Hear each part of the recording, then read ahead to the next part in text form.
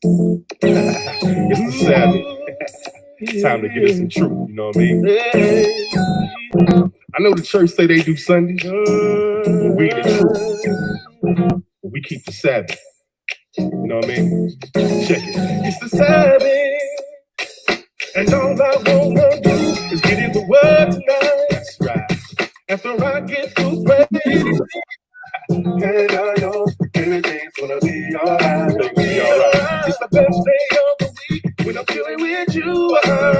Hey, I just wanna relax all day. Can't read the Bible. Relax until the next day when the sun goes down. I just wanna stay so close to a higher until the next day.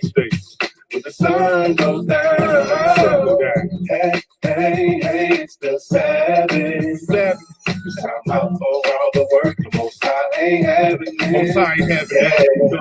Praise the higher and just enjoy His rest. Yeah. But you know when we rest in Him, it's always the best. Yeah. No need for working, just get you some rest. That's right, that's right. Not even house duties, but don't leave it a mess. Don't leave it dirty, all right? Cut off the praise music and give a higher some praise. Yeah. Then open up the Bible and read scriptures all day. That's right.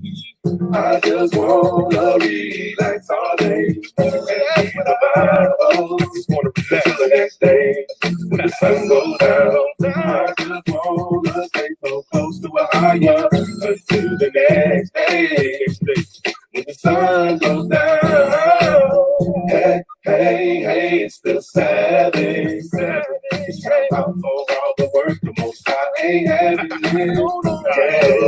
Praise the higher and just enjoy His rest.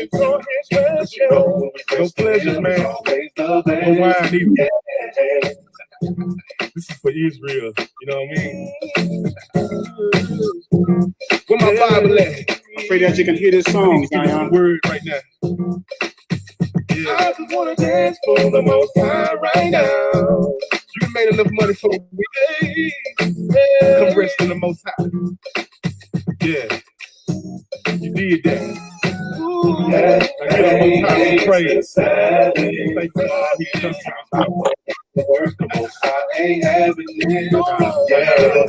Praise the higher and just enjoy His way. Praise the higher. I look forward to the Sabbath. Yeah, it's always the best. When we chilling with a higher. Always the best. Don't even feel it like fire. For the Most High right now. Let's relax to the Most High and meditate on Him.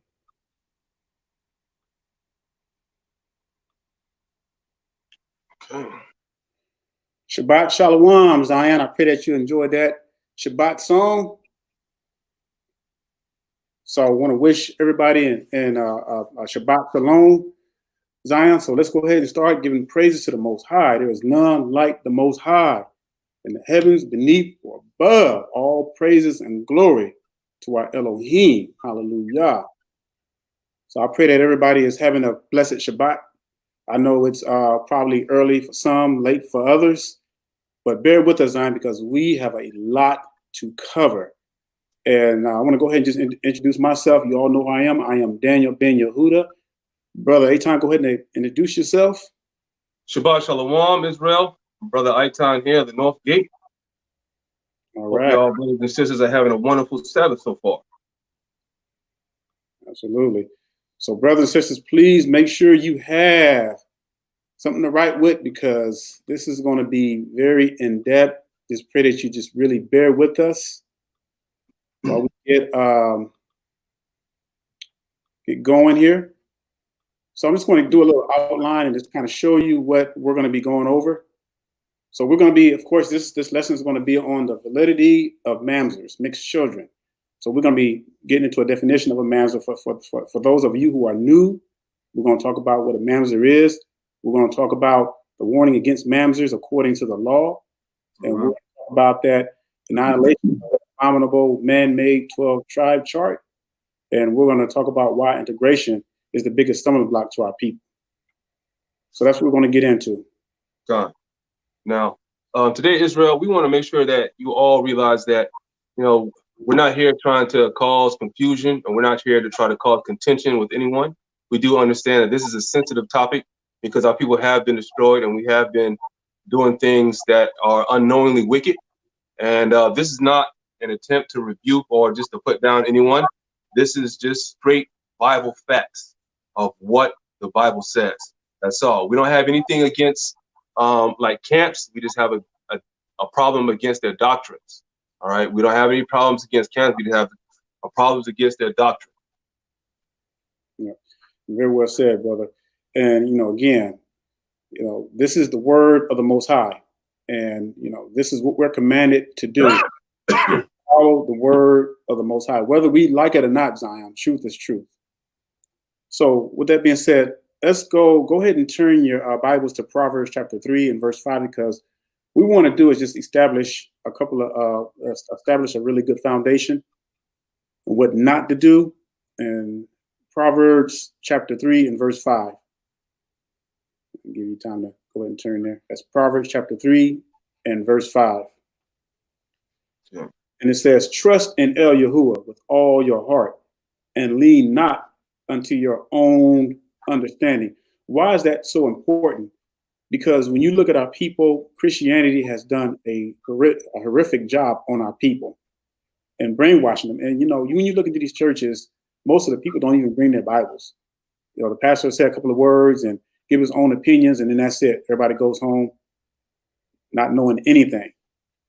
So it's important for us to start practicing to lean heavily on the word of Yahuwah instead of our own wisdom. Because right now we do too much of that in Israel. All right, let's go to another one. Let's go to Isaiah chapter 5 and verse 20. Isaiah chapter 5 and verse 20. It says, woe unto them that call evil good and good evil, that put darkness for light and light for darkness, that put bitter for sweet and sweet for bitter. Woe unto them that are wise, get that are wise in their own eyes and prudent in their own sight. So that's really huge. And you really, when you come into this faith, it's like you have to unlearn everything that we've learned in the Christian churches. We have to learn it. Sometimes that stings because everything we grew up with and used to, it's hard to change. And we've been taught by the world that, everybody have to love one another, integrate with everybody. And we're going to show you, me and Brother Aitan is going to show you throughout this lesson that how the integration has become a big stumbling block to our people. And it's so bad to the point, even if you talk about coming together as a people, we would seem like a racist in the eyes of everybody else. I mean, that's how bad it's gotten. So what I want to do now is just kind of establish another good foundation. So we're going to look at a few things. We're going to go ahead and turn to Jubilees chapter 30.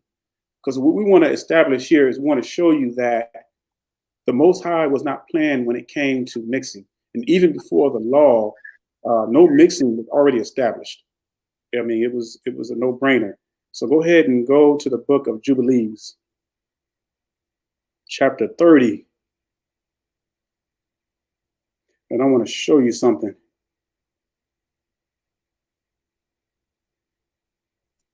All right. Now, before we Salakia, before we jump into to Jubilees chapter 30, I want you guys to understand this is just a more in-depth story about Dinah. That's the only reason why we're jumping to Jubilees. This is just a more in-depth story about Dinah that's in Jubilees, but it's the same person. Okay, so I don't want anyone to think that we're trying to pull the wool over anyone's eyes and go to stuff that people don't understand. Okay, this is just a more in-depth story of how Dinah went. Okay, Salakia, brother, go ahead. All right, so let's start with verse 1, Jubilees chapter 30 and verse 1. And it says, and the first year of the 6th week, he went up to Shechem, Salem, to the east of Shechem, in peace in the 4th month.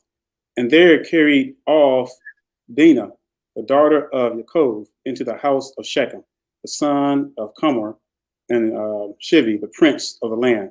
And they laid with her, defiled her, and she was a little girl, a child of 12 years old. So she was only 12 when that happened to her. Verse 3, and he besought his fathers and her brothers that she might be given to him to be his woman. And Yaakov and his sons were wroth because of the men of Shechem, for they had defiled Dinah, their sister, and they spoke to them with evil intent and dealt deceitfully with them and beguiled them. And I'm going to read this, and then we're going to explain verses 4 through 6. And Simeon and Levi came unexpectedly to Shechem, and executed judgment on all the men of Shechem, and slew all the men whom they found in it, and left not a single one remaining in it. They slew all in torments, because they had dishonored their sister Dinah. And thus let it not again be done from henceforth that a daughter of Yasharel be defiled, for judgment is ordained in heaven against them, that they should destroy with the sword all the men of Shechem, because they had wrought shame in Yasharel. And get this, and this is the part I want you to really see. And it says, and Yahuwah delivered them into the hands of the sons of Yaakov. Now, why do you think that the Most High allowed them to be delivered into their hands? Because if you read earlier, because Shechem wanted to take, after that incident that happened, Shechem wanted to take the daughters of Israel, and he wanted the sons of Israel to take the daughters of Shechem. So the Most High wasn't having that. So that right there tells you how serious mixing is. And this is something that we have to really take in consideration and take seriously, because it was never meant for us as a nation to blend in with the other nations. We were always supposed to be set apart. And that's the issues we're having right now. And even amongst the awakened Israelites, you know, with this 12 tribe chart that they're pushing, calling the Mexicans Israelites and these Hispanics, which we're going to show you why they're doing that, and we're going to annihilate that. But that has been the biggest stumbling block within our people. For some reason, we have a serious lust, serious taste for strange women. I mean, that's just the way it is. That's what our forefathers struggle with. And that's something that we have to really, really break free from. So, brother, I'm just going to pull up the definition of MAMZER, and then we'll let you go ahead and go to Deuteronomy 23. So let me pull that up right quick. Before we get off that chapter, man, we can keep on reading down, and it gets serious. It actually, go ahead. Straight up. While I'm pulling this up. Okay, Khan. Jubilees chapter 30, and I'm gonna start at verse 6, Israel, and I'm gonna read down so we can actually get a clear picture and see what exactly is going on. It says, and the Lord delivered them unto the hands of the sons of Jacob, that they might exterminate them with the sword, and execute judgment upon them, and that might not thus be done in Israel, that a virgin of Israel should be defiled. And if there is any man who wishes in Israel to give his daughter or his sister to any man who is of the seed of the Gentiles, he shall surely die. They shall stone him with stones, for he hath wrought shame in Israel, and they shall burn the woman with fire, because she has dishonored the name of the house of her father, and she shall be rooted out of Israel. And it continues on, and it continues on and reads, and let not an adulteress and an unclean be found in Israel throughout all the days of the generations of the earth. Throughout all the days of the generations of the earth, for Israel is holy unto the Lord, and every man who has defiled it shall surely die. They shall stone him with stones. For thus it has been ordained and written in the heavenly tablets regarding the seed of Israel. He who defileth it shall surely die, and he shall be stoned with stones. And to this law there is no limit of days, and no remission, nor any atonement. But the man who has defiled his daughter shall be rooted out of the midst of all the Israel, because he has given his seed to Molech, and wrought impiously so as to defile it. As do thou, Moses, command the children of Israel, and exhort them not to give their daughters to the Gentiles, and not to take for their sons any of the daughters of the Gentiles, for this is abominable for the Lord. And we already know that it's abomination for the Lord for us to take any heathen woman, right? So just thinking about it, if it's an abomination for you to have a heathen or a wife, all right, what will happen to the child? And we're going to continue reading.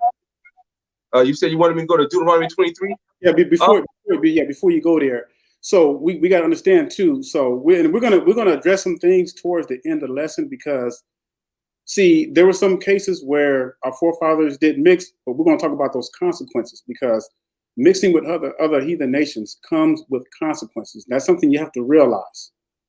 All right. So go ahead, brother. And Salakia, Israel, I'm just getting over the flu. I still have a little bit of it left. So I get up to have to blow my nose or something like that. Salakia. All right. We're going to go to the law, right? Because the law is what stands firm above anything else. Okay. We have our people, they try to look for small little nuances in the scriptures where it seems like that people are doing other things, but in reality, they're in wickedness. Okay. Because the law stands that it is. And you can't get around the law no matter what. And that's what our people try to do so often. That's what's always gotten us in a lot of trouble, is because of the simple fact we've always trying to circumvent the law and trying to be more slick to the Most High. Deuteronomy chapter 23 and verse 2. It says, a bastard. Brother, you want to pull that up? Yep, I got it. You need to read through. Actually, a MAMZER in the scriptures, okay, which is actually a MAMZER. It says, a bastard shall not enter into the congregation of the Lord, even till his 10th generation shall he not enter into the congregation of the Lord. All right, now that's the law right there. We're going to find out what a bastard is according to the scriptures. According to the Bible, we're going to figure out what a bastard is. Got the Strongs there? Yep. So let me just pull up this dictionary right quick. This let me do a share screen quick. So I just want to just show you this. Hopefully they can see this. Can you see this, brother, on your side? Sure. Okay, this is coming from Wikipedia. So in the Hebrew Bible and Jewish religious law, a mamzer, estranged person, is a person born from certain forbidden relationships. Did I hear that? Or from incest, as defined by the Bible, or the descendants of such a person. Mamzer status. So it's telling you right there what that consists of. So let's pull up. Go ahead and let me.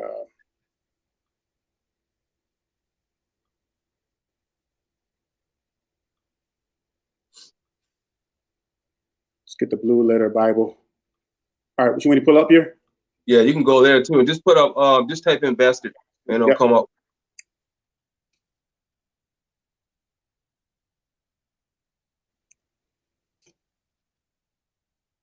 All right, so let's look at that. Can you see that on your side?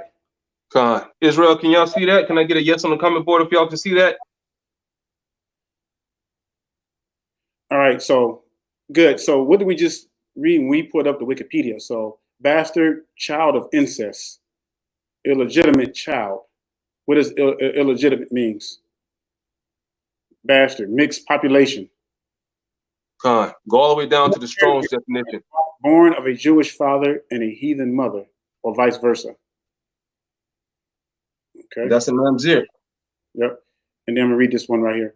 It says, from an unused root meaning to alienate, mongrel, born of a Jewish father and a heathen mother. So I think they get the picture here. That's right. A mongrel, same thing as a mutt, as a dog. You know, a mixed breed, same thing. Mm-hmm. And we're going to pull up plenty of examples in the scriptures where mixed breed were thrown out of the congregation of the Lord, just like the law says in Deuteronomy 23 and 2.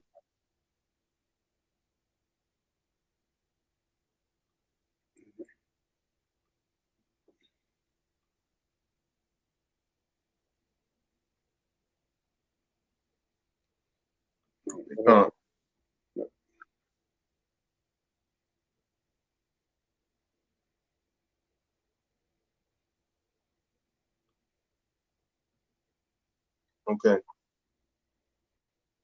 All right, you ready? Go ahead. Okay. Well, let's go to some examples of this, right? Let's go to Judges chapter 11 and verse 2. All right. We're going to go to Judges chapter 11, and we're going to start with verse 1, and I'm going to read 1 through 2, okay? Now, Gilead, right? Gilead is of the tribe of Manasseh, okay? Gilead is of the tribe of Manasseh.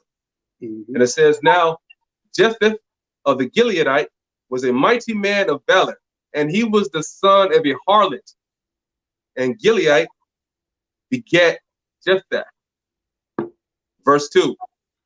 And Gilead's wife bare him sons, and his wife's sons grew up, and they thrust out Jephthah and said unto him, thou shalt not inherit our father's house, for thou art the son of a strange woman.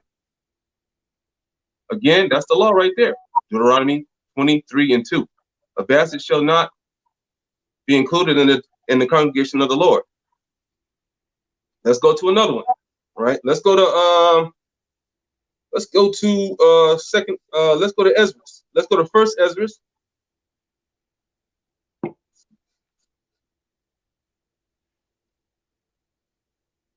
Let's go to first Ezra. Let's start at verse 9.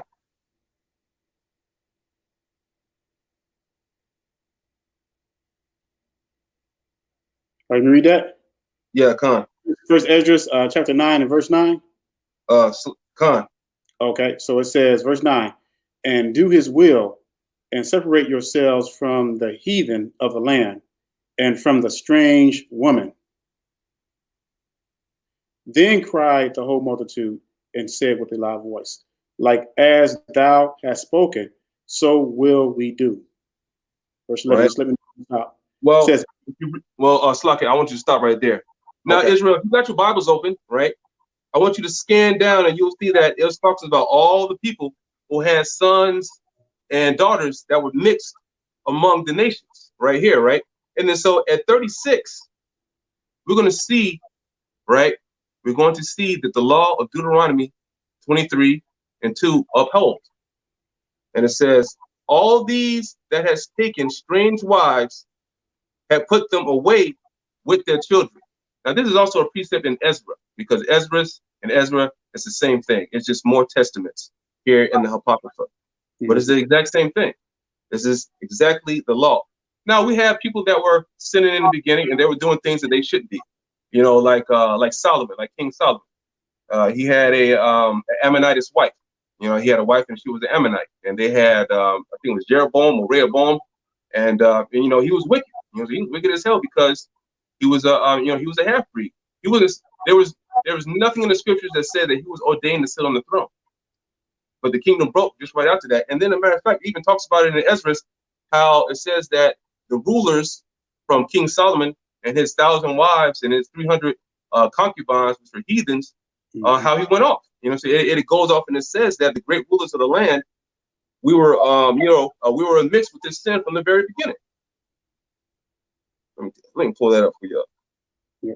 And why you pulling that up, brother? And you know, it's interesting because we wouldn't supposed to have kings in the first place. One thing led to another, and that was the big reason why the kingdom was split, because of mixing. Go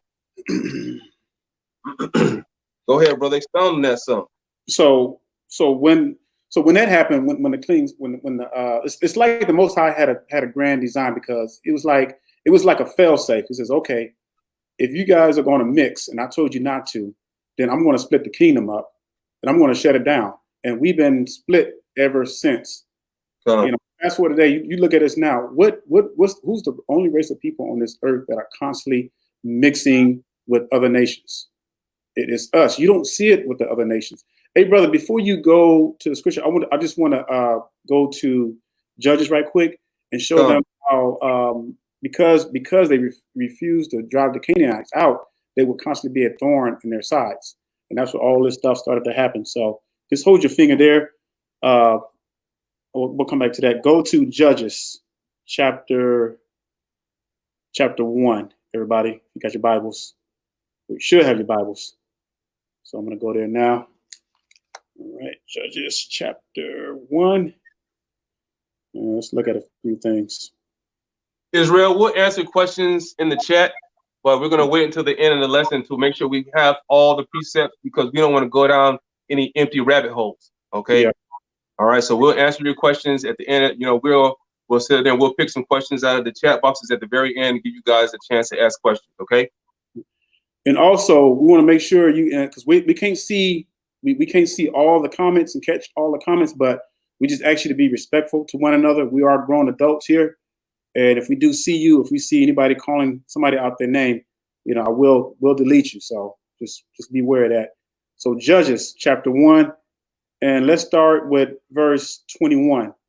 And it says, and the children of Benjamin did not drive out the Jebusites that inhabited Jerusalem, that the Jebusites dwell with them, with the children of Benjamin, and in Jerusalem unto this day. Because remember, the Most High told them to drive them all out. Am I right or wrong? He told them to drive them all out, but they did not do that. So let's go down to verse 29. It says, neither did Ephraim drive out the Canaanites that dwelt in Gezer, but the Canaanites dwelt in Gezer among them. Neither did Zebulun drive out the inhabitants of Kitron, nor the inhabitants of Nahalol, but the Canaanites dwelt among them and became tributaries. Neither did Asher drive out the inhabitants of Akko, nor the inhabitants of Zidon, or Alad, nor Achib, nor of Helba, nor Apik, nor Rehob. And see, and it goes on and on. So the point that I'm bringing out to you, Zion, is that when we don't obey the Most High and do what he tells us to do, it's going to come with consequences. And because these nations dwelt among them, you know, hundreds, thousands of years later, they would come back to enslave our people. So when the Most High tells us to do something, he's not just looking out just because he's being mean or anything, but he's looking out for the future. Remember, the Most High is past, present, and future. So when he sees things, he sees it in all three. He sees the future. He saw this very time that we're going to be in right now because of the mistakes of our forefathers for mixing in with these other nations. God. So that's what I want to bring out, brother. Okay. Before we go to First Ezra, we're gonna go to 8 and 70. Let's go to that Numbers 1 and 18 real quick. The one that a lot of you know, for some reason this precept has been floating around Israel for a minute, and you know, they believe that this is what solidifies that you are what your father is. Now, what I'm going to show you is that this is not talking about you are what your father is. This is only explaining whether or not which side, let's say, for example, it's only explaining whether or not who the son would go to war on which side. The son will always go to war on whichever the tribe that the father is from. That's all this is talking about. So let's say, for example, if you married a heathen, how would that make any sense? How would this Numbers 1 and 18 apply to any heathens? Because you automatically go to the tribe of whoever the Israelite is. So I don't understand how 1 and 18 would apply, but you know, we're going to read it anyway. We're going to go ahead and break it down and explain it all the way. Numbers 1 and 18, and it reads, and they assembled all the congregation together on the first day of the second month and declared their pedigrees after their families by the house of their fathers, according to the numbers of the names 20 years upward, from 20 years old and upward by their polls, as the Lord commanded Moses. So he was numbered them all in the wilderness of Sinai. Slakia, Israel. And the children of Reuben, Israel's eldest son, by their generations, after their families, by the houses of their fathers, according to the number of the names by their polls, every male from 20 years old and upward, all that were able to go forth to war. It has anything. This does not have anything to do with who your father is. This is like, let's say, for example, if I was the tribe of Benjamin and I married a woman of the tribe of Judah, which side would the son fight on? If we had a son together, which side would the son fight on? He would automatically fight on the son. You know, he would fight on my side, which would be a Benjamite, because I'm a Benjamin. Well, I don't know if I'm really a Benjamin. I'm just saying for, you know what I'm saying, for example purposes. Okay, if my wife was a Judite and I was a Benjamite, my son will fight on the side of the Benjamins. All throughout Israel, that's how it is. Whatever the side the father on, that's the side that the son lines up for war. That's all this is talking about. It has nothing to do with anything about oh, it doesn't matter if you have a mixed seed, if it's a heathen. If this is a heathen, if this is talking about a heathen, this wouldn't even make sense. How would this even make sense? How would this ever even apply to a heathen? It wouldn't even apply to a heathen, period, because it would automatically go to whoever the Israelite is in there, because the heathens are counted as less than nothing. All right, so let's go to for those that say there's no such thing as a mixed seed, let's go to First Ezra chapter 8, and we're going to read 69 and 70, I believe. Yeah, 69 and 70, right? So this is pretty much all the nations right here that the Lord said you're just not going to be able to mess with. If it's not, your beautiful Afro hair black woman, your beautiful Afro hair Israelite woman, then she's not for you. And that's just the bottom line. What these camps have done, they have decided to some kind of way throw out the strength of our women. Even though I know they're a little contentious at times, but still there's a strength in our women that no other nation has. And a lot of that, a lot of these guys are mama's boys, and they can't really hold that and really understand a woman like that. So what they do, they try to come up with this folly where now they got Mexicans and heathens and all this other stuff. These women are so easily to deal with, just like any heathen woman. You can talk over them, trample over them, and they don't have anything. Okay, so let's read this in hey brother, before you go, you brought out a good precept there, Numbers 1:18. So I want to get a witness to that one, because that's going to clear up for those who you don't understand, especially when you read that and thinking that you're only who you only are who your father is. So I'm just going to take them to Tobit 4:12. So go to Tobit 4:12. You got your Sefer, Tobit 4:12, your Apocrypha. Give me a second there.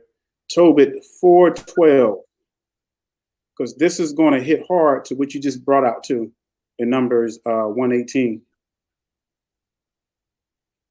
All right, so I'm gonna go ahead and read that. Tobit chapter 4 and verse 12. It says, "Beware of all the whoredom, my son." What is whoredom, Salakia? Man, you should look up whoredom and then point that out to the saints so they'll understand that whoredom is messing around with these other nations. It wasn't talking about. Hold on, let's pull it out right there. Put it in there. Yep. So this is serious, Zion.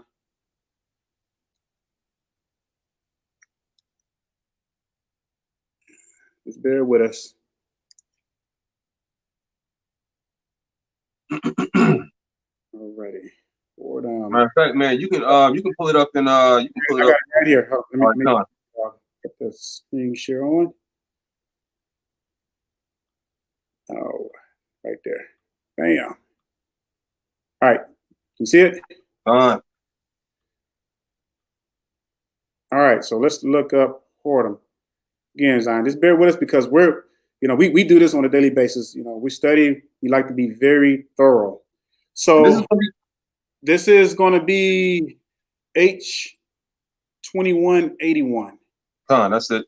All right. In the following manner: harlot, go whoring, whoredom, whore, commit fornication, whorish, harlot, continually. All right. Let's look at some more. Commit fornication, be a harlot, play the harlot. To be a harlot, act as a harlot, commit fornication. Y'all hear that word fornication? Because what do we do when we mix with other nations? We commit fornications. That's right. You can go down to the strongest definition. Breaking of the first and second commandments. And see, and this is stuff that you all can do too. When you're on your own time, just pull this stuff up and look it up, and you'll see, and it'll become more clear to you. To commit adultery. What happened when we start following after these heathen nations? We commit adultery. Because the Most High has chosen us unto himself. That's right. Israel, we're separate from everyone else. That's right. If just common sense would say that, if the Lord allowed us to just say, for example, we was all to mix with everybody, right? Mm-hmm. Then we'll all look the same. We'll defeat the purpose of the Lord, making everybody different. Everyone is different for a reason. We have this race over here, this race over here, and this race over here for a reason, because the Lord made diversity. Mm-hmm. That's how it is. For Israel, we are holy.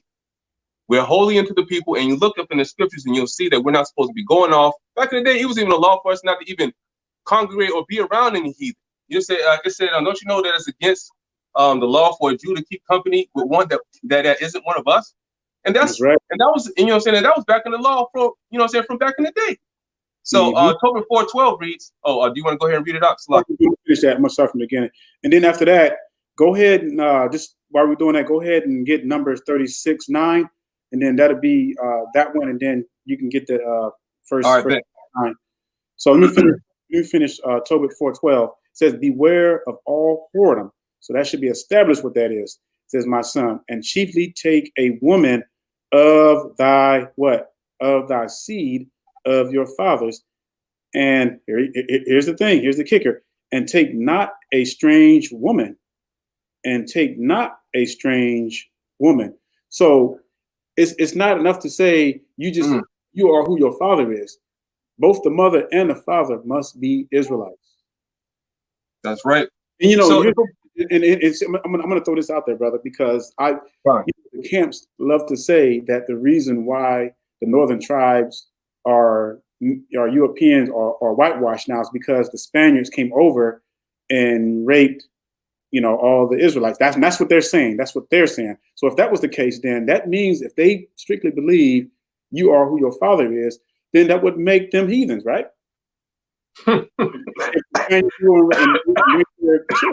Man, think about it. So they stick their foot in their own mouth when they say stuff like that and have no idea what in the world they're talking about. That's folly logic reasoning. Let me start back in the beginning because this is powerful. It says, "Beware of." Hey, make sure you stick on that. Chiefly take a wife of thy seed of thy fathers. Yeah, I'm gonna get to that. Let me finish this right quick. It says, "Beware of all the whoredom, my son, and chiefly take a woman of the seed of your fathers, and take not a strange woman," because I want this to register with with Zion to be your woman, which is not of your tribe. For we are the children of the prophets, Noah, Abraham. Man, it goes on. Nicole, remember, my son, that our fathers from the beginning, even that they all married women of their own kindred. Can you repeat that again, brother? Their own what? Kindred. Own kindred. I mean, they look like them. Not no Mexican, not no Hispanic, not no Native American, their own kindred.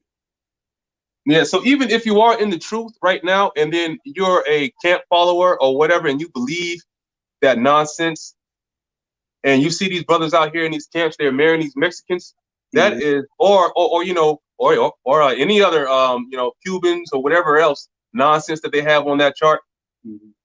How do they justify it when it says you need to marry somebody of your father's tribe? Exactly. If you look like me and Daniel, how you gonna marry a Mexican? Or somebody of Hispanic descent? Does that make any sense? You're being wicked as hell right there. And then it goes on to say, and were blessed in their children. And they were blessed in their children, and their seed shall inherit the land. So Zion, I'm gonna tell you something.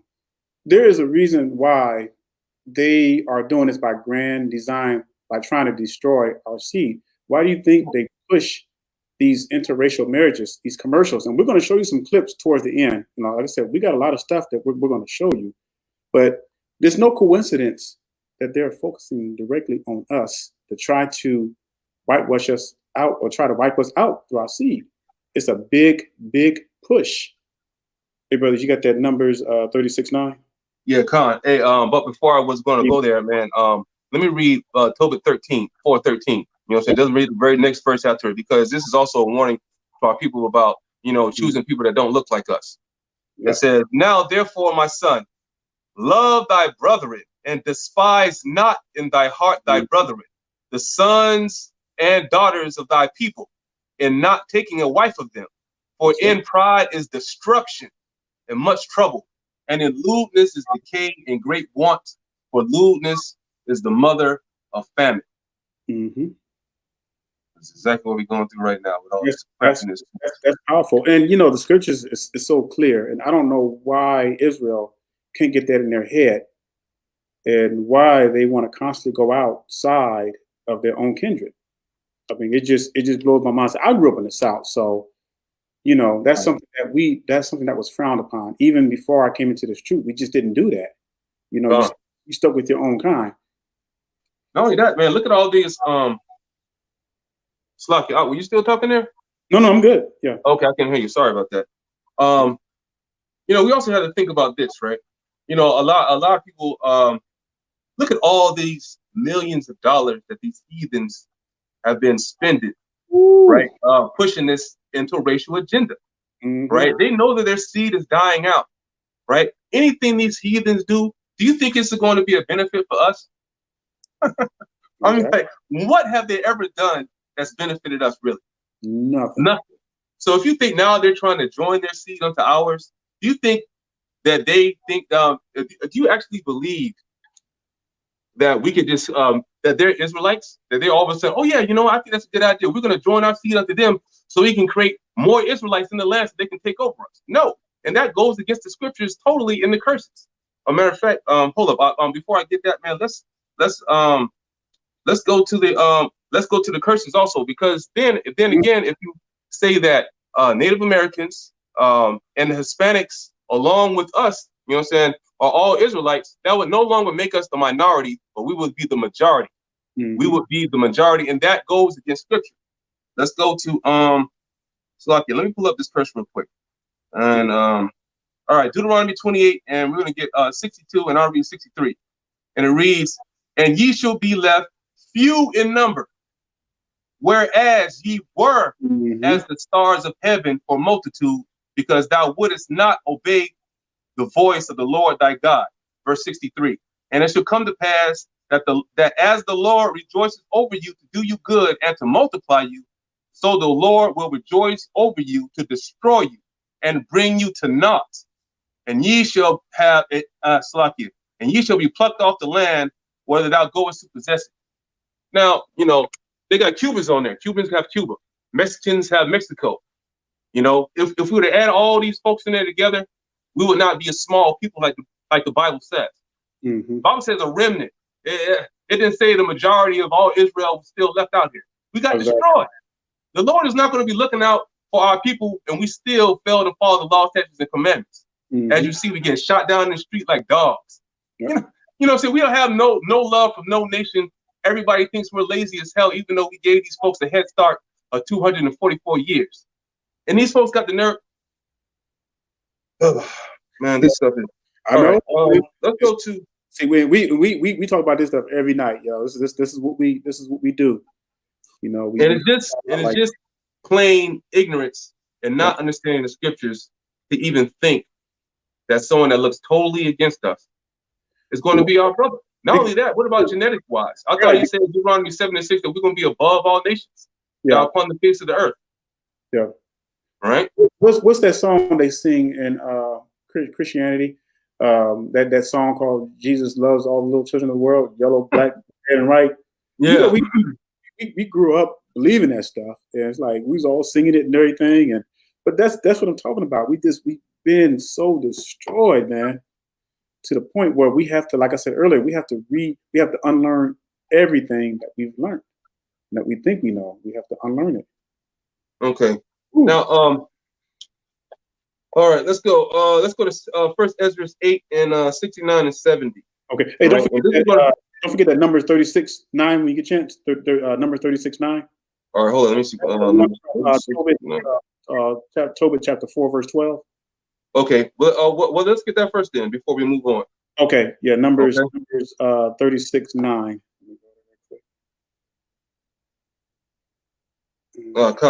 Numbers verse 36 and chapter 36 verse 9. It reads, neither shall the inheritance remove from one tribe to another tribe, but every one of the tribes of the children of Israel shall keep himself to his own inheritance. And that was another reason why intermarriages with different tribes weren't really weren't really praised in those days. You could do it, true, but it wasn't really praised in those days because we had to keep our inheritance within our own tribe. You know, I can't be marrying Judah and then all of a sudden, giving my inheritance over to them. You know what I'm saying? That's not how it is. I got to marry somebody of my own tribe so we can keep our own inheritance, just like we have 12 gates to the kingdom, one for each tribe of Israel with our names written on it. Or the Lord would have made one big gate if that was the case. Right. Everyone has their own thing that we have to do. You see, the Lord is a separatist. Even in his own nation, he is a separatist. Okay? And I say, I'm gonna go to First Ezra 8 and 69. You said 8 and 69? 8 and 69. All right. Now, these are pretty much all the nations all together. I'm gonna read. It says, the nation of Israel, the princes, the priests, the Levites, have not put away from them the strange people of the land, nor the pollutions of the Gentiles, to the wit of the Canaanites, Hittites, Perizzites, Jebusites, and the Moabites, Egyptians, and Edomites.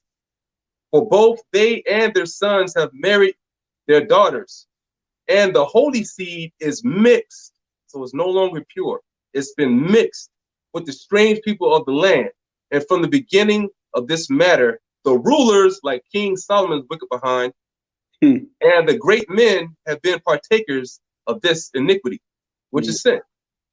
You really can't get around that. The Lord is not going to, he's not going to reward you for being wicked. And a matter of fact, man, there's a, I'm gonna go ahead and pull that. I think that's a Wisdom of Solomon. Give me a second. Yeah, do it. Yeah.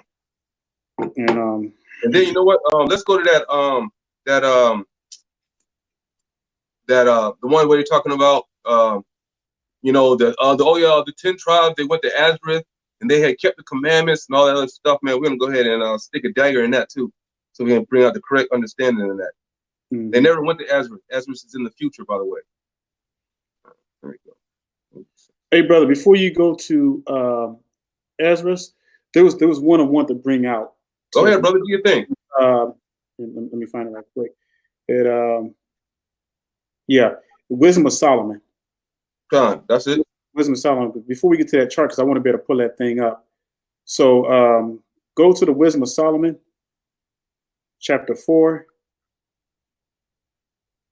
Let me go right quick. Okay.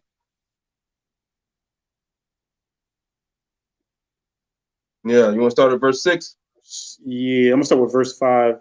Okay, yeah, that'll work too. Yeah, so it says, okay, so that's Wisdom of Solomon chapter 4, and starting with verse 5. It says, then perfect branches shall be broken off, their fruit unprofitable, not ripe to eat, yea, meat for nothing. For the children. Yep, go ahead. No, go ahead. It just was about to say the next verse what I was about to say. Go ahead though. Yeah. For children begotten of unlawful beds are witnesses of wickedness against their parents in their trials.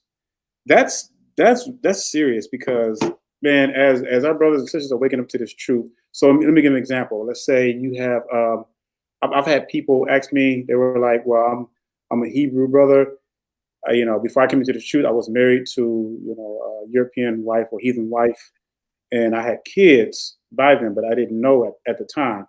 So it's like this verse hits home to that, because this is now we're starting to see the truth. We're waking up and we're realizing, man, what did we get ourselves into? And it's hard. I mean, it's a hard pill to swallow for a lot of people. And that's why we were saying in the beginning that this lesson is going to be very touchy, because we still have a lot of our brothers and sisters who are maybe still married while they're woke, still married to heathens in some form of fashion. But here's the thing. The Bible is clear. The scriptures are scriptures. And I've had people ask me questions. I'm not here to sympathize, or neither am I here to throw stones, but I'm just going to give you what the scripture says. I'm going to leave it at that, because I mean, the word is the word, brothers and sisters. And whether we like it or not, we have to abide for it. Where's that verse where it says that the Most High changes not? So what makes us think that the Most High is just going to bow down to our sympathy, to our level? It's not going to happen, Zion. The Most High created us. We didn't create him. So that's something that we really have to take in consideration.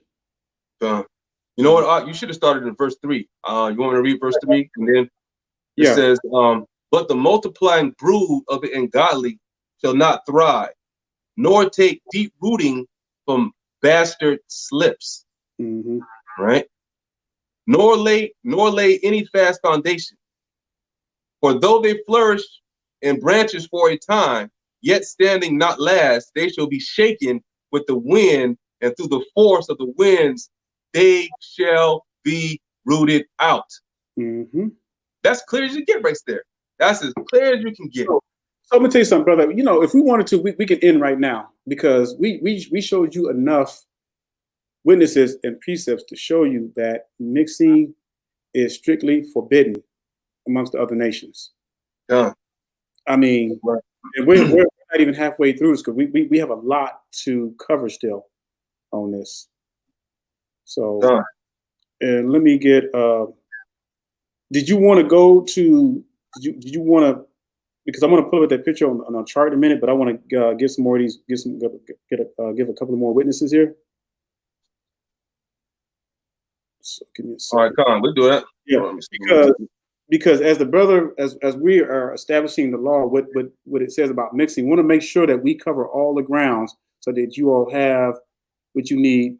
You can write all this down and everything, because this stuff is deep, Zion, and it's nothing to play with. All right, give me a second here. Okay. Because I wrote a bunch of stuff down. Oh. All right, it's a lot, brother. We got so much. Hold on. So on that note, what you were saying about establishing the law, let's go to Joshua 23. Okay. And you already know what that one is. Joshua 23 and 7 through 8. Got it. And Zion, when you get a chance, and the only reason I'm reading these verses because you can go back later and just read the prior verses, but we're just hitting the main ones so that you can see without a shadow of doubt that the Most High does not play when it comes to us mixing in with these other nations. So Joshua chapter 23, 7 through 8. It says that ye come not among these nations, these that remain among you, neither make mention of the name of their gods or Elohim. So we're not even to mention the name. So these little holidays that come around, we shouldn't even mention the names of that stuff. We should get in the habit of not mentioning that at all, not even thinking about it. It says, name of the Elohim, nor cause to swear by them, neither serve them, nor bow yourselves unto them, but cleave unto Yahuwah, as ye have done on and you know, brother, throughout the scriptures, it says that so many times. Why is it that the Most High has to repeat himself throughout scriptures, not to serve these other gods? Because we was wicked as hell and we keep on disobeying and being wicked. That's right. You know, I'm looking on the comment board right here, right? And I see people, listen, right? Israel, y'all have to understand. You may see something in the Bible and it looks like that the Lord has, you know, let's say, for example, when the Lord had allowed all the Benjamites to take strange women. And I'm going to show you the precept where that was perfectly allowable. Because the Lord, he has rules. He has rules. Now, the law in itself, Deuteronomy 23 and 2, that's the law. You can't get around it. If the Lord decides to make something because he doesn't want his whole people destroyed because they was being wicked, man, you're just gonna have to accept that. The law is the law. There's nothing you can do about it. If the law said no, if the Lord said no, if Yahweh said no, then that's what it is. And don't worry, we're gonna address Moses towards the end, because you know every time we talk about a subject like this, everybody's gonna run to Moses, and so we're gonna address those things at the end. So just asking you all to bear with us. Okay. Go ahead, brother. All right. Now for the there is a stipulation now for Israel to take heathen women, but guess what? That has nothing to do with today's time. Number one, we're in captivity, and number two, we're not in power, and number three, we're not going to war. We're not killing everybody and taking over. We haven't done any of that stuff. So we should never see any man, woman, or any one of our nation with a heathen person. All right, let's go to Deuteronomy 21 and 10. Yeah, I was gonna say, go ahead and get that one so they can see that. Okay, right. Okay, Deuteronomy 21 and 10, and it reads, when thou goest forth to war against thine enemy, and the Lord thy God hath delivered them into thine hands, and thou hast taken them captive. Everybody, please, Israel, I want y'all to get y'all Bibles and read along so y'all can see when our reading is coming straight out of the scriptures. And seest among the captives a beautiful woman, and hast desire unto her, that thou wouldest have her to thy wife. Then thou shalt bring her home to thine house, and she shall shave her head and pare her nails. The reason why she'll shave her head, because make sure she doesn't have any weapons, and to shave her nails, make sure she don't have any poison or nothing like that, trying to kill up any of the sons of Israel. 13. And then she shall put the raiment off her captivity from off her, and shall remain in thine house, and bewail her father and her mother for a full month. And after that, thou shalt go in unto her, and be her husband, and she shall be thy wife. Now I know a lot of daughters of Zion is not going to like this, but it is what it is. And it shall be, if thou have no delight in her, then thou shalt let her go whether she will, but thou shalt not sell her at all for money. Thou shalt not make merchandise of her, because thou hast humbled her. Now, it just can't be any woman, right? It had to be a virgin woman. And the precept to that will go to Numbers 31 and 15. Numbers 31 and 15. And it reads, and Moses said unto them, have ye saved all the women alive? Behold, these called the children of Israel through the counsel of Balaam to commit trespass against the Lord in the matter of Peor. And there was a plague among the congregation of Israel. That's because they were having sex with these heathen women. And they ended up having a sexual, a sexually transmitted disease that was passing around the camp of the Lord. And it says, now, therefore, kill every male among the little ones, and kill every woman that hath known man by lying with them. But all women children that have not known a man by lying with him, keep alive for yourselves.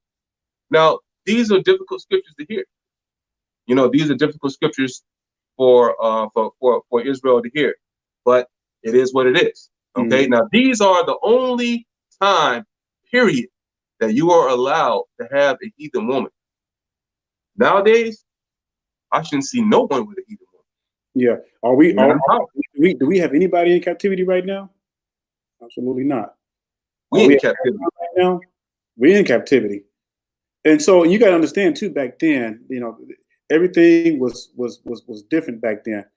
And the way people do it now is that they use this as an excuse to try to say, oh, we can just, it's okay, we can marry. And that's the problem. That's why confusion is continual to dwell in Zion, because of this right here, this misunderstanding of this verse.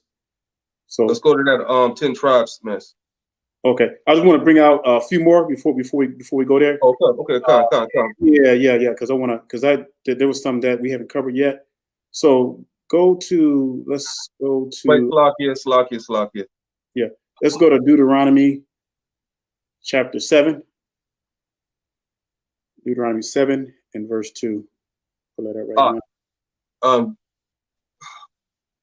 Give me 1 second, okay? We're gonna have to we got people in the comment boards. They're not worried about nothing we're saying. They're worrying about the stuff that we have on our heads. That's so aggravating. All right. Yeah, so what we're going to do, we're going to go to the scriptures real quick, and we're going to show you that we can have our heads covered as long as we're not praying or we're not prophesying. All the prophecies have already been wrote. There are no prophets today, and we are not praying. So we can allow to have our head covered. And we're going to go ahead and bring that out in the scriptures and read it to you nice and slow so you can understand it. 1 Corinthians 11:4. Got you. 1 Corinthians 11:4 says, every man praying or prophesying, having his head covered, dishonoreth his head. So here's the thing, Zion. We're not doing both. We're not doing either one. We're not praying. We're not prophesying. So let me tell you something. We're not prophets. All the prophets have passed and gone. What we're doing is we're reiterating what the prophets have already spoken in his word. That's right. So, and for you guys that still doubt, go ahead and pull up 2nd Ezra chapter 1, and we're going to read verse 36. Okay. So we know, matter of fact, I'm going to start at verse 35. So Israel knows that it's talking about the nations of Israel that's today on the earth. It says, your houses will I give to a people that shall come. This is Ezra. He's talking about to the old Israelites, the wicked ones. He said, to your houses, I will give to a people that shall come. That's us, right? Which have not having heard of me, yet shall believe me, to whom I have showed no signs, yet they shall do that I have commanded them. They have seen no prophets. Let me read that again. They have seen no prophets. So you see people out there on the corner calling themselves a prophet, they're a lie, because the Bible says we ain't seen no prophets. They have seen no prophets, yet they shall call their sins to remembrance and acknowledge them. Okay. Now that's the last time we're going to address that. As far as we got something in our head. Okay. I need you, before you want to scoff and say whatever, I need you guys to please study the scriptures and go back and study the scriptures again before you make sideways comments. Okay, so let's stick to the lesson. Go back, brother. I'm sorry about that. Salaki. Yep. So let's go to Deuteronomy chapter 7, and let's start with 1 or 2. I'm just going to start with verse 2 because verse 1 talks about all the different groups. Verse 2, it says, "And when the Most High shall deliver them before thee, thou shalt smite them and utterly destroy them. Thou shalt make no covenant with them, nor show mercy unto them. Neither shalt thou make marriages with them. Thy daughters thou shalt not give unto his son, nor his daughters shalt thou take unto thy son. For they will," and this is what I want to stress, "for they will turn away thy sons from following me, that they may serve other gods. So will the anger of Yahuwah be kindled against you and destroy thee suddenly." That's serious, brother. You hear That's right. language in that? You know, that's just like when you read in Second Ezra. For they will turn right. away. See, and that was why they had to put away their wives in the book of Ezra, because they had married these heathen wives. They had to put away their heathen wives along with the children that were born unto them. Now, can you imagine? Can you imagine you being married to heathen women and you being told, "Yeah, you got to put this heathen woman away," and your heathen mixed child is around 14, 15. You know, you don't spend all that time with that child. You don't did this and that and everything. To come to find out, you gotta let them go. Can you imagine how hard that was for our forefathers to do? But they had to do it. That's and right. After they repented, the Most High had mercy on them. That's right. Ezra was a holy man. You know, Ezra was following the laws, statutes, and commandments. He wasn't like Solomon, who was Philistine and wicked as hell. Yep. You know, he was building temples to these heathen women. You know, he was doing all kinds of wickedness. Solomon was a wicked man. Okay. Did you read? So I'm gonna go to Exodus 23:32. Have you read that yet? Exodus 23:32. Yeah. Exodus chapter 23, and I'm gonna read verses 32. Okay, go ahead, brother. So go to Exodus chapter 23, 32 and 33. You're gonna hear me repeat the scriptures because I want you to get them so you can write them down. And if you can't get to them fast enough, once the video is posted onto the channel, you can always go back to the video and check that out. So let's start with verse 32. It says, "You shall cut no covenant." What does it mean to cut a covenant with something? You make an agreement with it. And when you go to Maccabees, the first thing they did was cut a covenant with the Greeks. So our forefathers always had a bad habit of cutting covenants with heathens. So you shall cut no covenant with them, nor with their gods. They shall not dwell in your land, lest they make you sin against me. For if you serve their Elohims, their gods, it will surely be a snare unto you. So what's happening right now? So you got our people in these churches, they celebrating all these religious pagan holidays, and they're caught up in that stuff. But what's happened is it's become a snare to our people. It's become a stumbling block. And that's what this is talking about. No difference in this time. You know, and we realize that this is a difficult subject. You know, that we might have plenty of people that might want to identify with might want to identify with Israel. You know, saying that because I'm sorry, this is just what the scriptures say. You know, we're trying to warn you now, so later on you won't be disappointed. It's going to be the same whether it's going to be now, tomorrow, when the Most High comes back. We've already read numerous examples on how in the scriptures the Lord has gotten rid of people that have been born to heathen wives. They're not part of the congregation of Israel. That doesn't go to say that the Lord can't use them or do this or do that, but that doesn't mean they're just not Israelites. The Lord got rid of all of those kids in Ezra with their wives. Now, if they were a child of God, right? If they were the children of God, would that have happened? Of course not, right? Of course not. So I'm gonna do two more because these two are very powerful. So let's look at for those of you who got your Apocrypha, it's going to be either Sirach or Ecclesiasticus. That's right. So, Israel's different shades of brown. Yep. Or Ecclesiasticus, chapter 26. Ecclesiasticus 26. Yeah, Ecclesiasticus 26 and verses 19 through 21, and I'll read that. All right. Ecclesiasticus chapter 26, 19 through 21. It says, "My son, keep the flower of your age sound, and give not your strength to strangers. When you have gotten a fruitful possession through all the field, sow it with your own seed." Read that again. Sow it with your own seed, trusting the goodness of your stock. That's right. So your race, which you leave, shall be magnified, having the confidence of their good descent. Now, I'm going to tell you what the statistics is showing right now in this current day. You know, we know that so-called blacks, and I say that loosely because, you know we're talking about Hebrews. So Hebrews the sleeping ones have the biggest, we have the highest percentage of interracial marriages or have babies by heathens. And so statistics is saying that, and this is just what I'm just throwing this out there, so I'm not making any predictions or anything like that, but they're saying by 2050 that the new black is going to be the new mixed. You know, and we're seeing that like at a high rate right now. Just our people just mixing in. So that goes to show you right there, this stuff is real. It's real and it's happening. The hatred is real. And so that's why the Bible said it's only going to be a remnant, because you know, I'm going to get one more here. Okay. I'm gonna hit Proverbs 5 after you get done with that. Okay. All right, Malachi chapter 2. Malachi chapter 2, and let's look at verse 11.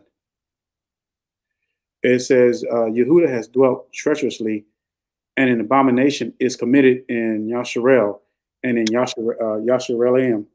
And Yehuda has profaned the holiness of Yahuwah, which he loved, and has married the daughter of a strange El. Yahuwah will cut off the man that does this, the master and the scholar, out of the tabernacles of Yaakov, and him that offers an offering unto. Now, that's deep. Man.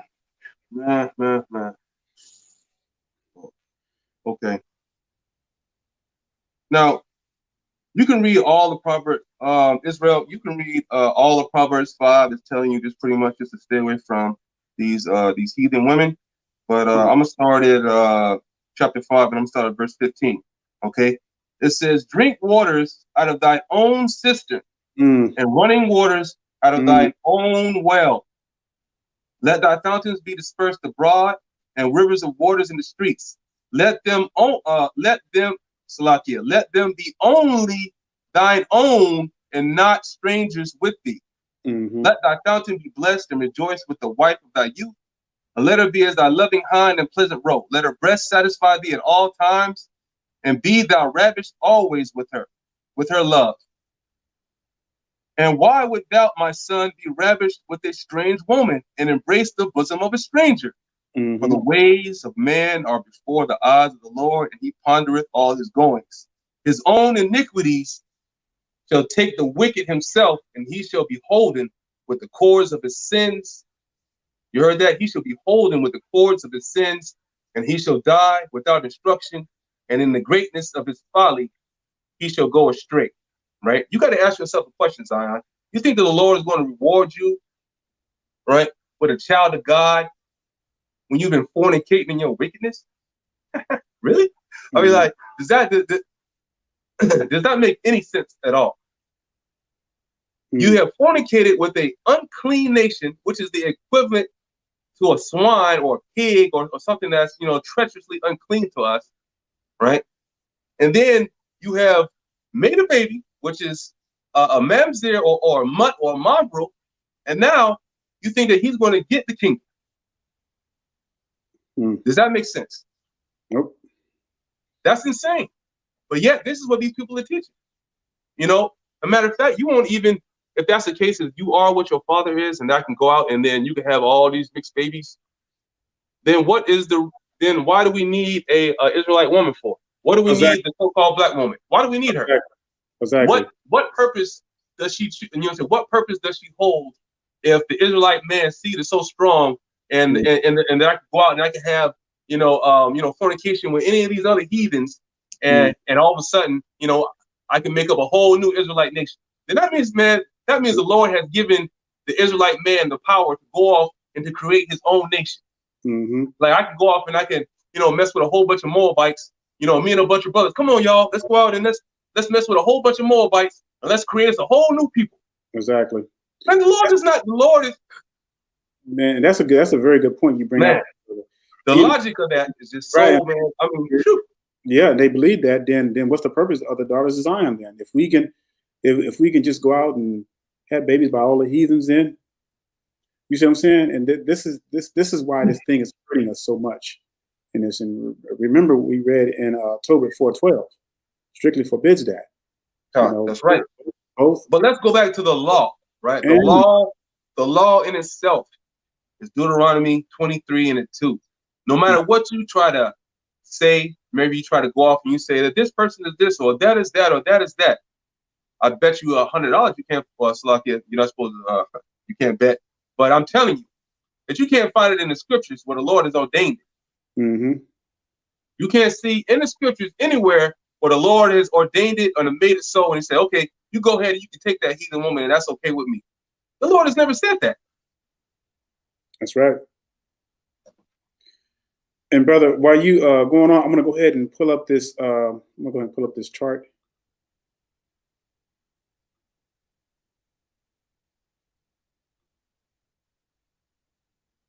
Also, right, while you're pulling up that chart, we're just gonna think about this.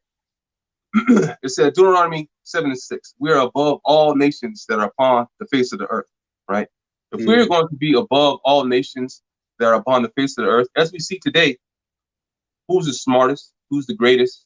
Who built up almost every civilization that we have in slavery? We have, right? The real Israelites. That can make bricks without straw or mortar, like they had us 20 in Egypt. The real Israelites that can be in the cotton fields and all of a sudden, true to our character because we're lazy, we can pick up the cotton gin. The real Israelites that can keep on, you can't, man, there was studies that saying that, why slavery, that they thought that we were some kind of strange people because the only way that an Israelite would stop working is we were to die. We wouldn't get sick on the plantations. That's how strong the Israelites were. Our hair, our hair, the non-ether, the nappy, right? That is a dominant gene. That's a dominant gene. So if we go and let's say if you mix that among any other nation, right? Let's say you mix it with these, with these heathen Indians, right? What's going to happen? The hair is going to turn out curly because guess what? We are Deuteronomy 7:6, above all nations. Who's the fastest? Who's the smartest? Who thinks of everything? Who thought of the car? We did. Even though that heathen Ford stole the idea from us. But still, we thought of that. Israelites, we thought of all of that stuff. You can't show me one great invention. Show me a good invention, somebody Hispanic thought of that can talk anything a real Israelite has thought of. You think about even during slavery that a lot of them used us to steal inventions, and especially stuff that was created to create like mass productions, chickens and stuff like that, and building everything. And, and then they got the nerves to tell us to pull ourselves up by our bootstraps. Look at that. Look at the Olympics, right? You got China. Right, you got Britain, you got all these heathen nations, right? But who do they have competing in the Olympics? They got Israelites. They got people that look like me and Brother Daniel here. From Ruddy to age of Daniel. You understand what I'm saying? Israelites, the real children of God, which are the people that look like us, we are the cream of the crop. we are the ones that are always getting put down. Now, you know what? Now, I'm not going to say now, just like we're labeled Mexicans, Salakia, just like we're labeled Americans, they are Hispanic people that look just like us with woolly hair. Hey, Dan, you want to pull that up real quick? So those are Afro-Hispanics. Afro-American, yeah, let me pull that up right quick. So we can say that those are the folks that are spread around the world. No matter what, we go to Germany, to China, no matter where you go in the world, you're going to have people that look like me and Brother Daniel that are hidden, that are living in the worst sections of the world. You're not going to have any of these other nations out here that they're talking about spread to the four corners of the earth. Man, all right. So, and Slakia Israel, that I'm deviating from the scriptures, but we want to pull this stuff up because we want to prove that these are the people that are the Israelites that look like us. If they have a slight little difference, look at us, but look, we know the same bone structure and all of that stuff. They look like us. Those are our people, no matter where you go at. So let's look at this. Let's look at this one, Zion. So, and this is gonna tie in too when we talk about this chart. So these camps, they never talk about these people right here. And see, these are Afro-Mexicans, just like we're African Americans. And can you see this on your end, brother? I see it because I'm looking at the other one. It's a little lag. So you look at all these pictures and they look just like us. These are Afro-Mexicans, but they're not Mexicans. They're Israelites. They're descendants of Hebrew slaves, just like we're not Americans. We are descendants of Hebrew slaves, but we're titled as African Americans. Why? Because that's the title they gave us. Just like the Afro-Mexicans. Why are they titled that way? Because that's the name that they given them. So that was by grand design to keep us hidden. And I think that little town, there's a town where the Afro-Mexicans are. Do you know that they just registered for the census in 2019, first time ever being recognized as a people? I mean, unbelievable. Y'all can pull that up.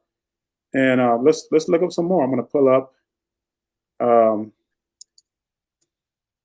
See now, while you pull that up, brother, just like it says in the curses, before when we was in Egypt and we came into Egypt, the Lord was blessing us, right? Just like he said in the scripture that he blessed us to multiply us. That means that, we were having children amongst children. Remember that we were having so much children, under the captivity of the Egyptians that they started getting scared. You remember they started getting scared. But now, because we failed to follow the law, statutes, and commandments, the Lord has cut our people down to the minority, which is why we're spread out across the four corners of the earth in these small little backwoods sections in these different countries all over the world. Look at this, brother. Horrible conditions. Afro-Cubans right here. Afro-Cubans. And they should be able to see that on this side too. They look just like us. Now, I'm going to show you what the camps, what they push.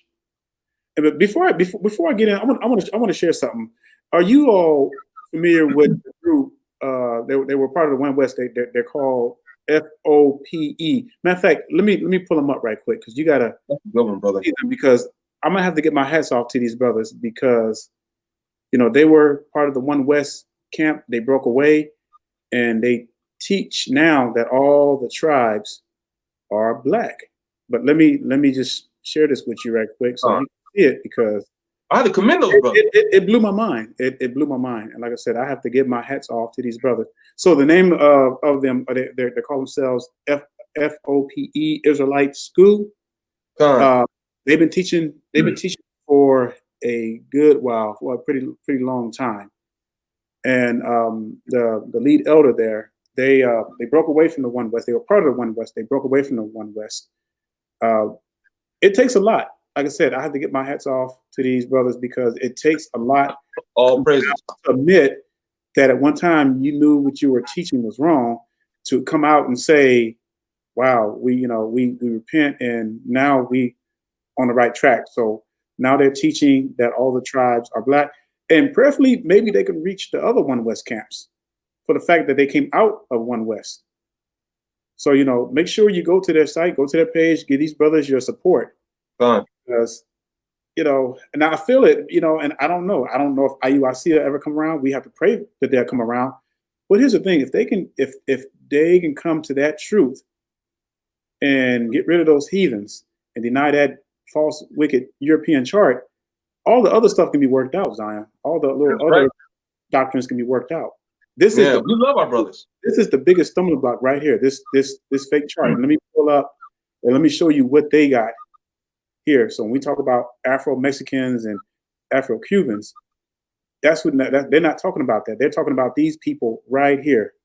Let me show you.